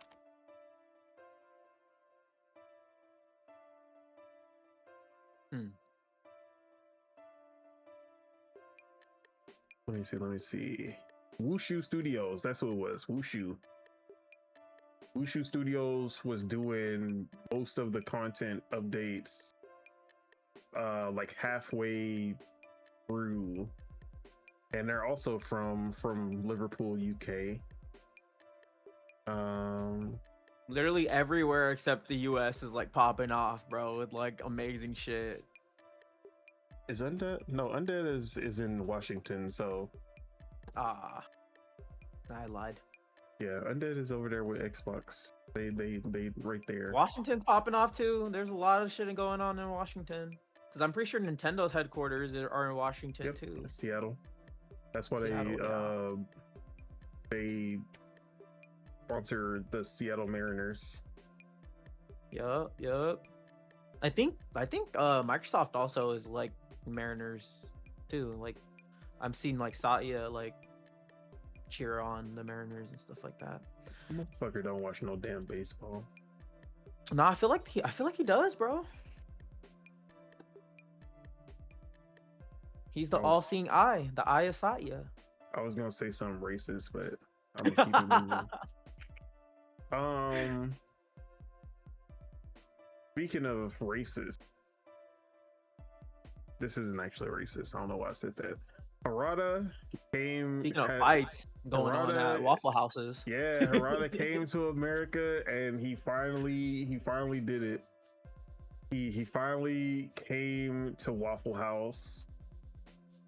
And if you don't know the lore behind this, essentially people just kept adding him and telling him to make Waffle House a stage in Tekken. And as a Japanese person who doesn't know what the fuck Waffle House is, so he just like asked, he's like, I need somebody to explain to me why everyone keeps telling me to add a restaurant as a stage in the fighting game. And then like people were just giving him all the lore, sending him videos and all kinds of things about Waffle House fights. And he was like, and then like he was actually like invested in that shit. He was like, oh, like, okay, I've seen what everyone's talking about. I've watched all the videos that y'all have sent me, and well, I can't say that we'll add this as a stage because of, you know, licenses. They gotta work out things with Waffle House. Like he basically enjoyed like the whole lore behind Waffle House and everything. So now he finally has made it over to Waffle House, even though he is no longer working with the Tekken team and Bandai Namco. He's starting his own team. I don't know if we talked about it. I think we did. Starting his own team with SNK, but it seems he's on vacation before he officially starts. And he went during the daytime, but he said he'll be back at 3 a.m. to see, bro. It'd be hilarious if we just see a random Waffle House video. You just see Harada in the back, like someone fighting at a Waffle House, and you just see Harada, like. Yeah. He actually bought the menu too, which is funny. Yeah. Full circle moment for this. I'm so upset that we don't have Waffle House here. Like, you know how hard it is to find good waffles? Because I don't like Belgian waffles. And that's the only thing everyone wants to serve you. Yeah. I don't want big fluffy waffles. I want the thin, crispy Waffle House waffles. Nobody does that shit. Nobody. Like everywhere I go, what kind of waffles you got? Belgian waffles? I'll take pancakes. If I want it soft and fluffy, I'm gonna take pancakes. I don't want like it's so I don't like that shit, bro. But yeah. I don't like crispy pancakes. I like a crispy waffle, you know, and I want a fluffy pancake. Facts. I get it. So yeah. Like, it's sad that the closest thing to what I want is Egos, and I don't want to eat fucking Egos because that's the only thin, crispy waffle that you could actually outside of Waffle House. I don't know how Belgium came through and just took over what a waffle is. They just completely took over all that shit. But now nobody else knows how to make no damn waffles except for Waffle House. So next time I go to Houston, I'm definitely gonna hit up the Waffle House because it's been too long. Oh yeah. Do y'all have Waffle Houses out there? Nah. Oh damn. The closest thing we got to a Waffle House is like a fucking Denny's or an IHOP. Even like Roscoe's Chicken and Waffles, it's still fucking Belgian waffles and not. Is it? Actually, I don't even think there's a Roscoe's around here. Y'all got Roscoe's? I thought that was Roscoe's Bar and Burger. I see that. Yeah. Roscoe's. So that's in Sacramento. Roscoe's Chicken and Waffles. Maybe I have gone to a Roscoe's actually. No, these are thin and crispy waffles. Yeah, I just saw it. Yeah, I that's think I have been to what one it's of supposed to be. I have a feeling this is where I've gone because like I remember eating those like thin ass waffles. Yeah. Bro, I need to go back to this place when I go to LA. Jones Barbecue and Foot Massage. All right, but there wasn't much to talk about there. It was just funny that he actually went to Waffle House. Already talked about Rocket League. All right, let's talk about China because they moving out here. They moving in ways that we need China to move. Like this is when we need China to start moving because it's looking bad out here, bro. RAM shortage, the GPUs going up, even though some of them are starting to drop down again. But one thing that'll make these companies start second guessing these prices is if China enters the market and starts undercutting the fuck out of them. They gonna start thinking about that shit like, maybe this 5060 Ti with only 8 gigs shouldn't be for $500. Maybe we should drop that shit.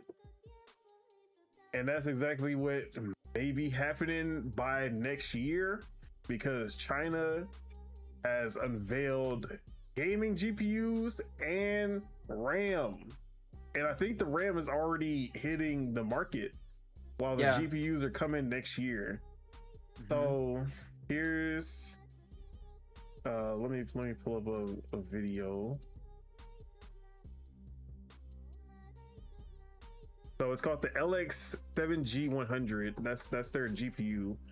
I believe they said it's somewhere between the 3060 and 4060, which is low end. But we know that PC gamers they don't got nothing but no 2060, 3060 anyway, bro.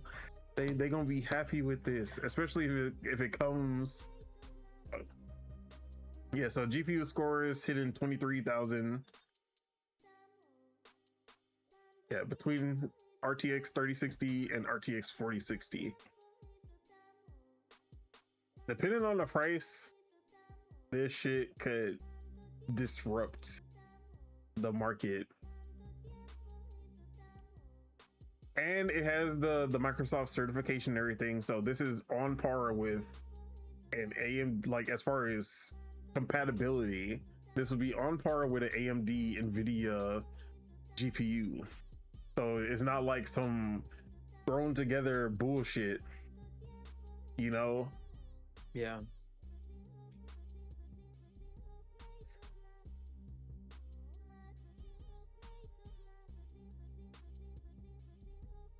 Yes, sir. But this is such a closed, like this is one of those markets that has been a duopoly forever. And it's great that because of all of the bullshit going on right now, that we have another party that's like, this is our chance. Like this is the perfect time to come in and disrupt the market. So the 12 gigabyte version coming in like it's 4,000. Oh yeah, actually, let me reread that. 2,969 yuan, which is around $436 US, which isn't the cheapest. You know, not the best pricing. For something that's in between 3060 and 4060, because the 5060 is around, what's the MSRP, 399 I think. So we gotta see if they can keep getting that price down, but it's just good to see more competition either way,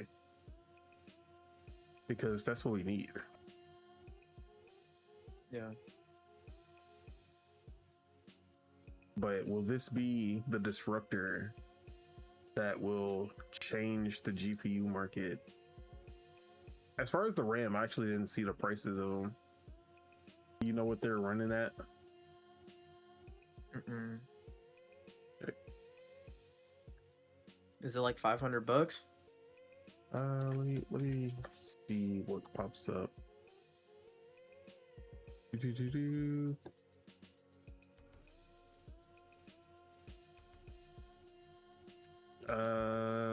So yeah, they got TXMT, DDR5. So but these aren't actual RAM. These are the chips. So they're just making the memory that's necessary for these chips, and Corsair is going to be the ones have it, like they're going to be housing these new DDR5 chipsets. Oh yeah.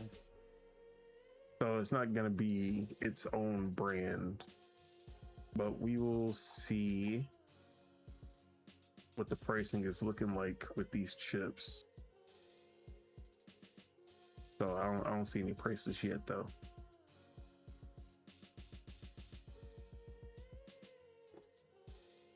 But after losing Crucial, this is also going to be a big help with keeping a lot of these.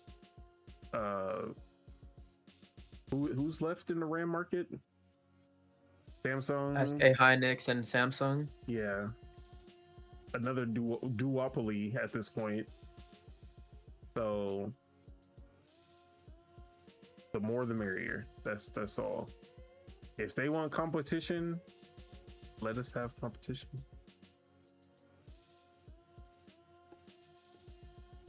But it doesn't seem it's gonna be the thing that solves these pricing, the prices going up yet. But it can definitely help more than it can hurt.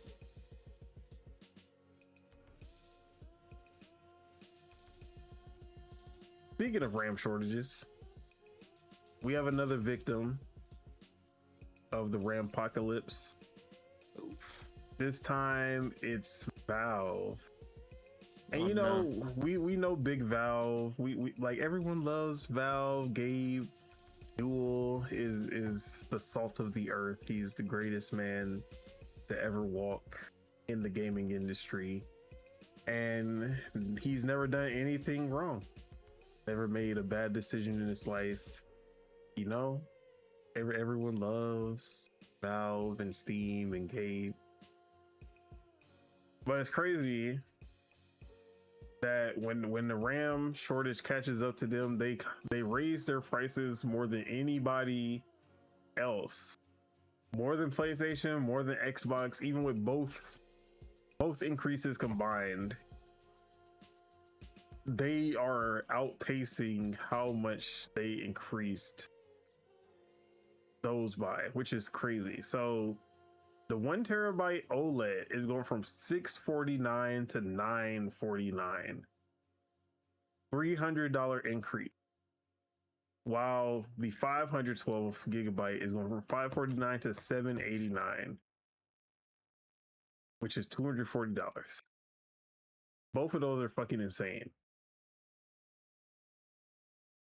And mind you, Steam Deck bros were clowning Nintendo for a $50 increase like 1 week ago, which is hilarious karma. That karma came back swinging quick, bro. That shit whiplashed.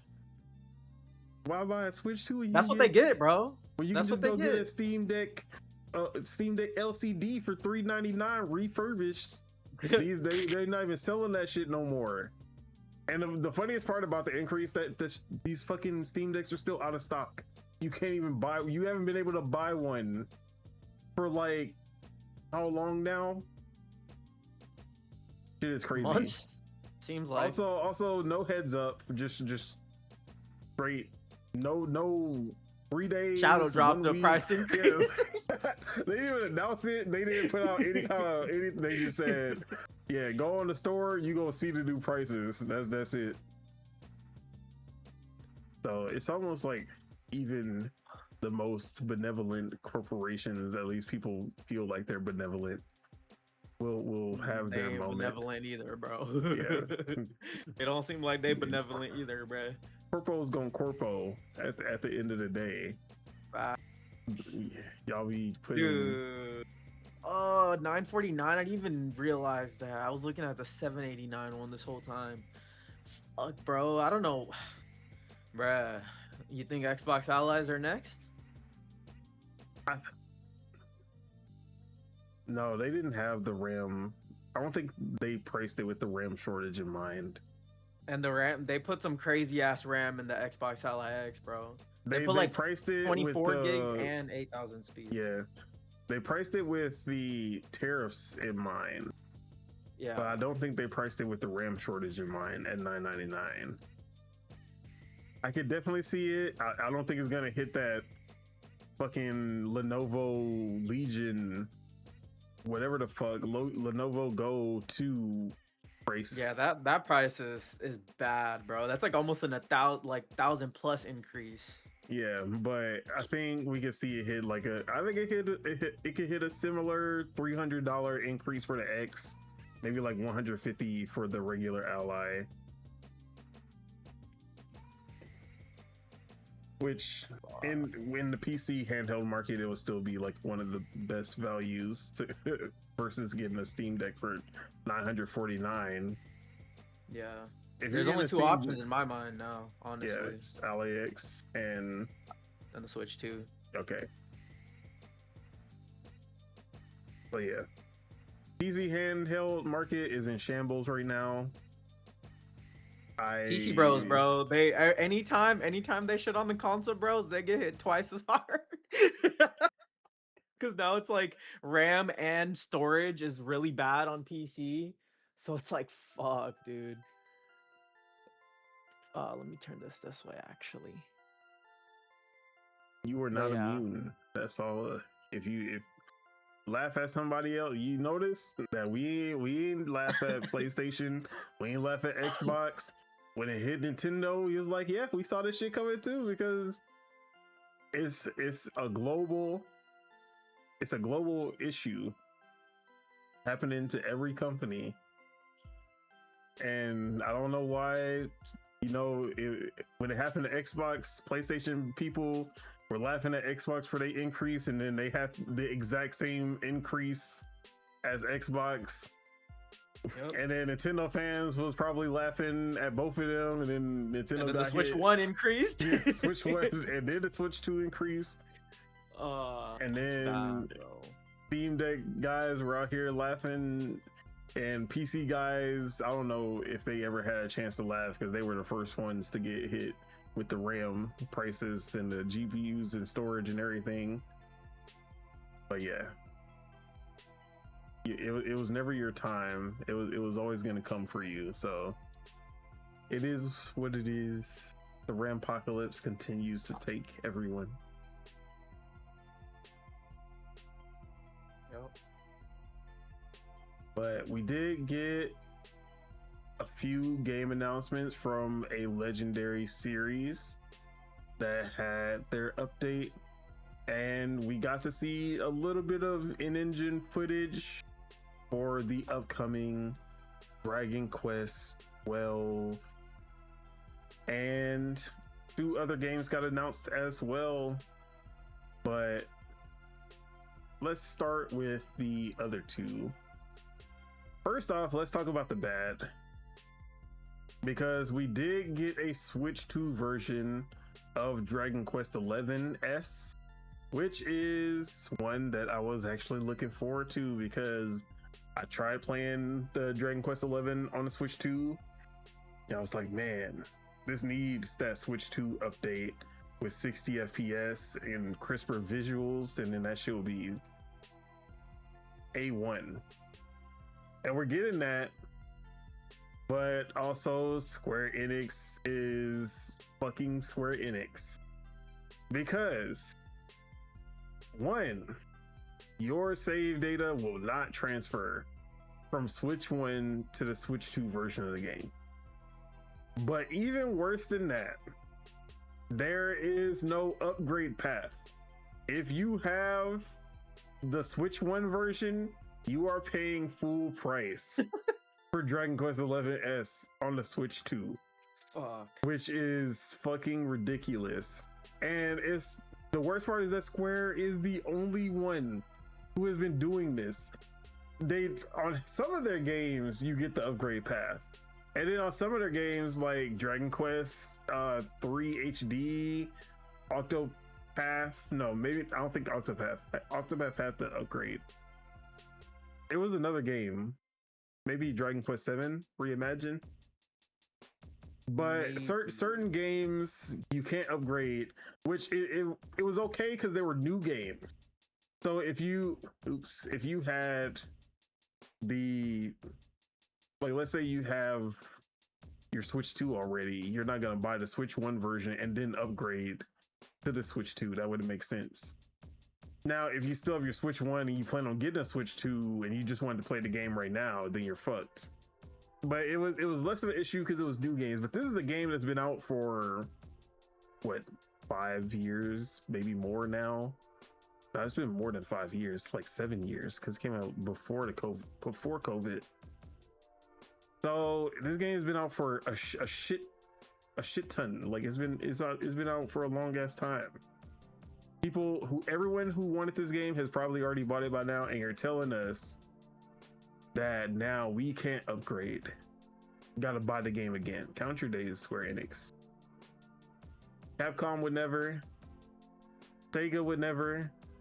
Actually, was Crossworlds upgradable? I think Crossworlds got the Switch 2 edition, so you got like a $5 or $10, and you get the Switch 2. Exactly. So Sega would never. Fucking Bandai, even shitty ass Bandai would never do that shit to you. Scamco. You doing shit that Scamco wouldn't even get away with. Square Enix, man. They ain't moving properly, bro. every time I try to give Square Enix the benefit, they always find a way. They always find a way, bro, to make themselves look bad. They do it on their own, EA. bro. Every time I try to give EA the pass, they always do some bullshit. Bro, I think that happened literally to us like on like back-to-back weeks. I remember we were like gassing it up, and then EA did some like crazy shit. Same thing with Ubisoft, bro.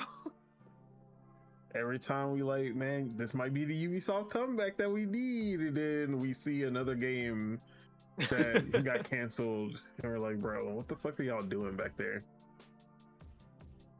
All right, so that was the bad news. If you haven't played Dragon Quest XI ever, and you never bought it, then for sure this is one to pick up. I think it's like $39.99. 100%. Did they announce like the specs or 60 FPS, but I don't know the resolution. Okay, 60 is good. And we also got a surprise announcement after Dragon Quest 12 that a new Dragon Quest Monsters game, The Withered World, is also coming to Nintendo Switch 2, Xbox Series X and S, PS5, and Switch 1, and PC.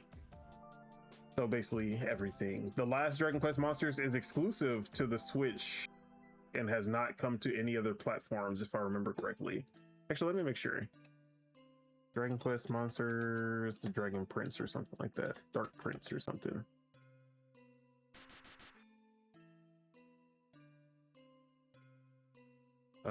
Actually, it did come to Steam.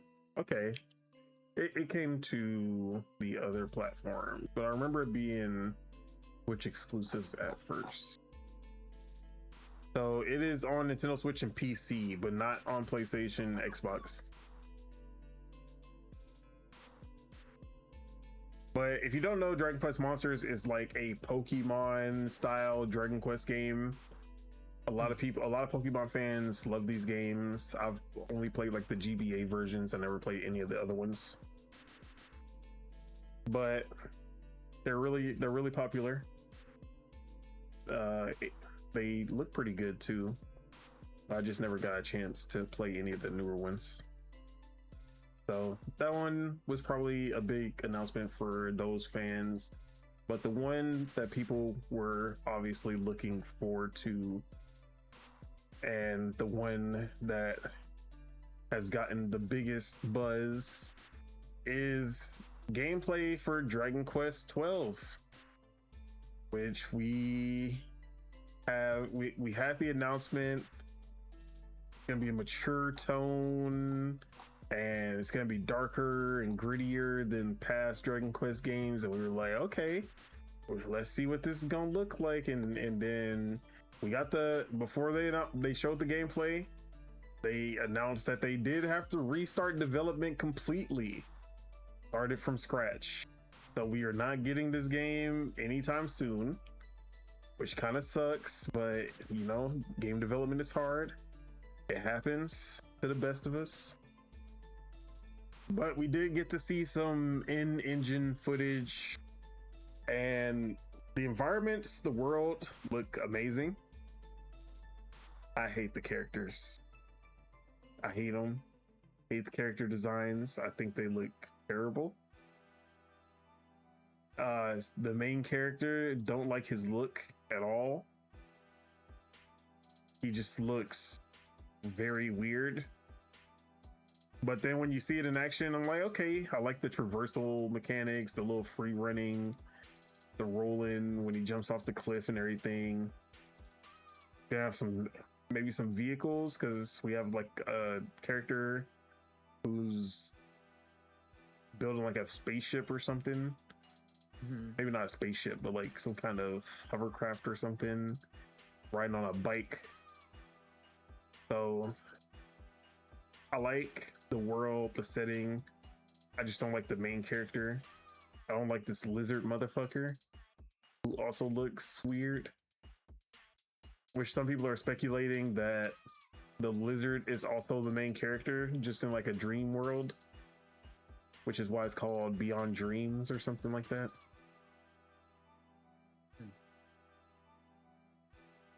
So anyway, a lot's going on here, but it's definitely not the darker, mature tone that they promised.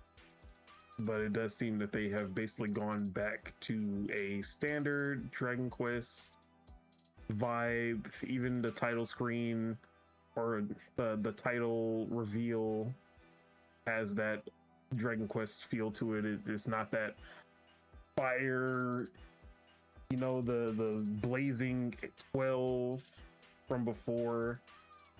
So it does seem like they went a safer route when it comes to the tone of the game. But how'd you feel about the reveal of Dragon Quest 12? Yeah, I'm not gonna lie, I was actually very disappointed with, like, this is what you guys came with the 40th anniversary? Like, you guys came with a Switch 2 edition of the same game that you guys have already had, that Switch 1 players can play right now if they want. A spin-off game, Dragon Quest Monsters, which could be really good, but they didn't really show us anything, right? Yep. and and then being like, yeah, Dragon Quest 12 restarted development. We got a long way to go still. It's like, bruh, what are these announcements? But I mean, they showed some gameplay of Dragon Quest 12 at least, which is good. It really did just kind of look like 11, but like on like UE5 or something to me. But that's it. I don't really have much else to say. It was funny seeing the memes of people like like making the guy like a stoner protagonist and shit. Like that shit was funny. But yeah, no, that's funny. I'm pretty sure that would have been the character design for the mature, because he just looks depressed. He looks like he'd been through some shit, but then the world looks like happy-go-lucky and shit. So it's just not matching the his vibe is not matching the world's vibe. But we'll see how it ends up playing out. But I feel like the character, like the world is probably about what we're gonna see in the full release, the environments and everything. Well, I feel like the character designs aren't fully there. Like they just look too smooth to be like too smooth and undetailed to be the finished models, you know? But we'll see. It's still far off.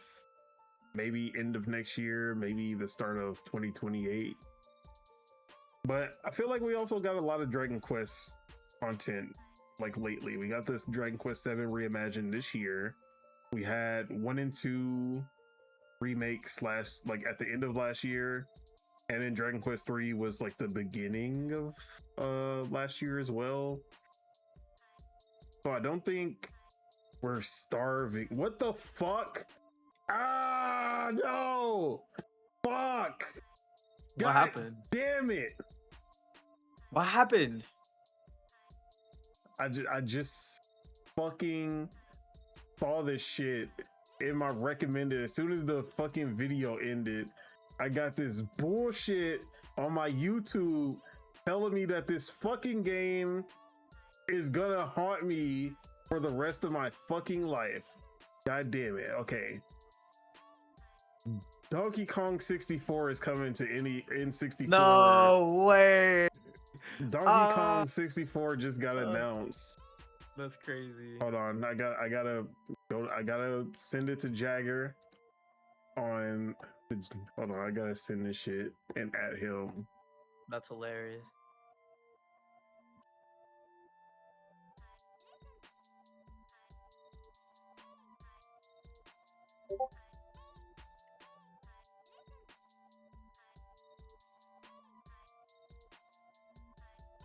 All right.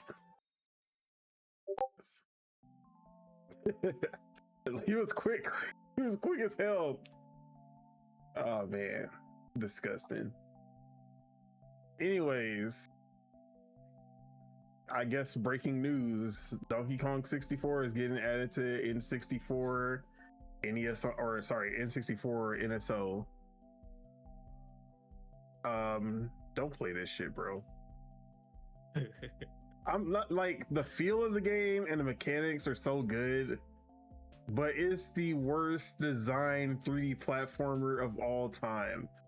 Like the most backtracking bullshit collectathon you will ever play.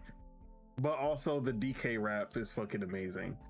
But like the mechanics are so good, playing with the different characters. They all have their own move sets and their own unique abilities.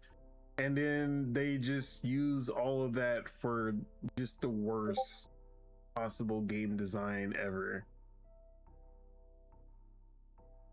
So yeah, don't play that shit. That's all I gotta say. But Dragon Quest is doing the damn thing. So we gonna wait and see a full trailer for Dragon Quest 12. Hopefully it lands better than this one did. All right. Last piece of news. Tekken, which is a game I just like, a franchise I really don't care about. I like, as a fighting game, I just never have been that into it. But there's nothing like a really good guest character that really makes you think, damn, I might have to end up buying Tekken. And they revealed probably one of the best fighting game guest characters outside of Smash Bros, of course, ever in a fighting game. Yujiro Hanma. And if you don't know, if you don't know, Yujiro Hanma is the main antagonist of Baki, the anime slash manga, also known as the most villainous villain in anime history. But he's the most villainous villain in a way that you can't hate him. It's like impossible to hate him, even though he's a fucked up ass person. Yeah. But at the same time, his aura is just so next level that it's hard to just be like, damn, I really hate this guy. He's like a Kuma in the sense that, for the most part, everything he does is not out of just pure evil intention. It's just that he wants to fight strong people, and he may or may not kill you every now and then. Like, he may not, he gonna kill some people along the way. And it's just how it is. But he's not doing it out of evil intention, even though he is kind of a dick. Unlike Akuma is probably more like, I just want to fight, and if you're strong enough, I'll let you live so that you become stronger so we can fight again. If you're not strong, I'm gonna kill you on the spot. But Yujiro is gonna do you dirty. That's his, like, he's gonna do you dirty when he wins. He's gonna make you, like, he's gonna do it in the worst way. But people have been asking for him to be in Tekken, but I just never thought that it would actually happen. And the fact that they listened to fans and they were able to get this, like, make this happen, is amazing. I might have to pick up Tekken 8 just for this. Hell yeah. I want to see what he's gonna look like in 3D. But yeah, if you haven't watched, I don't even like Baki, which is crazy. I just feel like the show is just dumb as hell. But I love Yujiro as a character, and like, I just keep up with Baki vicariously through like Twitter posts and shit without actually reading or watching, because of how retarded, or sorry, I can't say that because of how like stupid the damn storyline is in the writing. But I fuck with Yujiro as a character, and I'm glad that he's in Tekken now. I need to see him in action. Pause.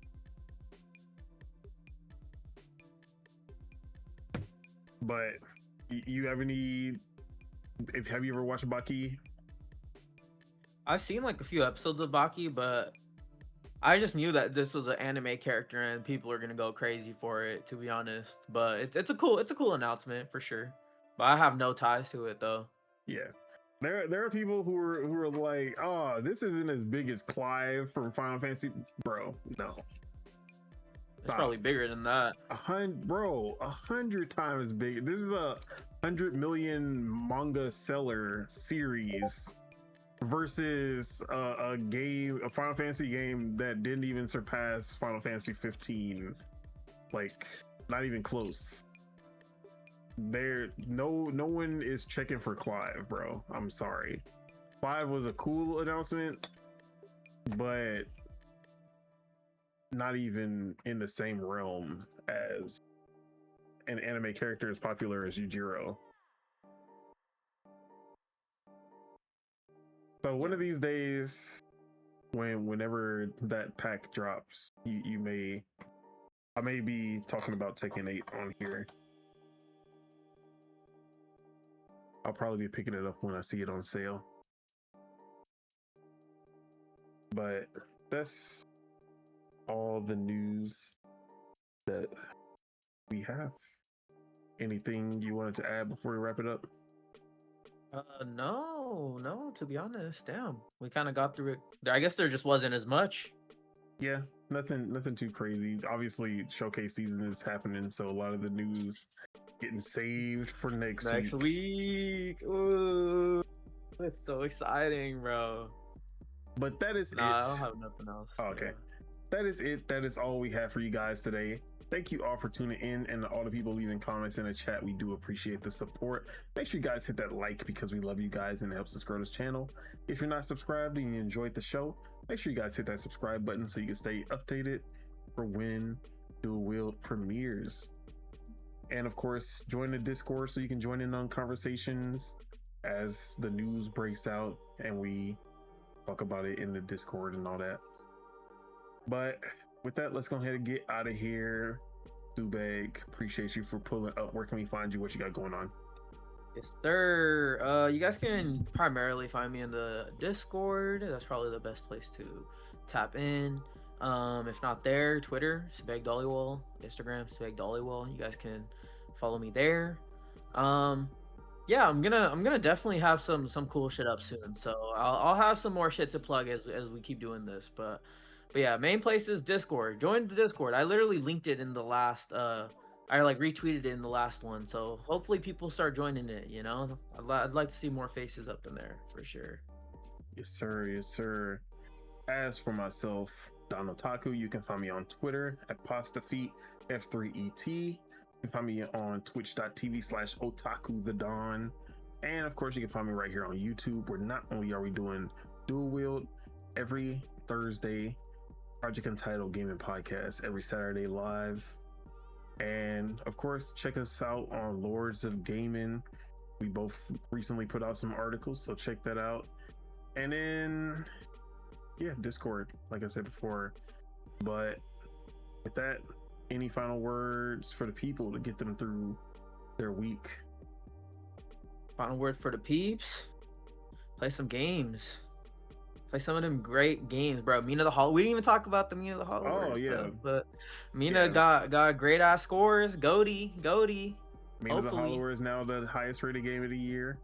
007 also is hitting where I was expecting it, like very high 80s. So that's great to see. Games are hitting how they supposed to. I actually predicted Lego Batman was gonna be like an 85 and 007 was gonna be like an 89 on ILP last week in the comment section, and then people were like, hell nah, those like it's gonna be like 80 81 for 007, like a 70 something for. I'm like, bro, what the fuck are you talking about? They're tripping, dude. I hit both of those. Yeah, I said like an 86 for 007, and I put a 91 for Mina. So I was close because I think 007 is like an 88, right? And then like Mina is like a 93, which is that's crazy, dude. I'm actually so excited for Mina, man. But yeah, man, that's it. That's it. Yeah. It's gas. The games are hitting. Mina could be the token indie for this year. Probably will be. Or is mixtape gonna sweep it? Mixtape. Oh hell no! I mean, hey, we saw what Stray did, and that was an 82, and we know damn well Stray was not. We know what Stray was, but we'll see. Yeah. All good. So yeah, man, go play some games. Take care of yourself. Take care of your health. Your health is wealth. All that. Sir.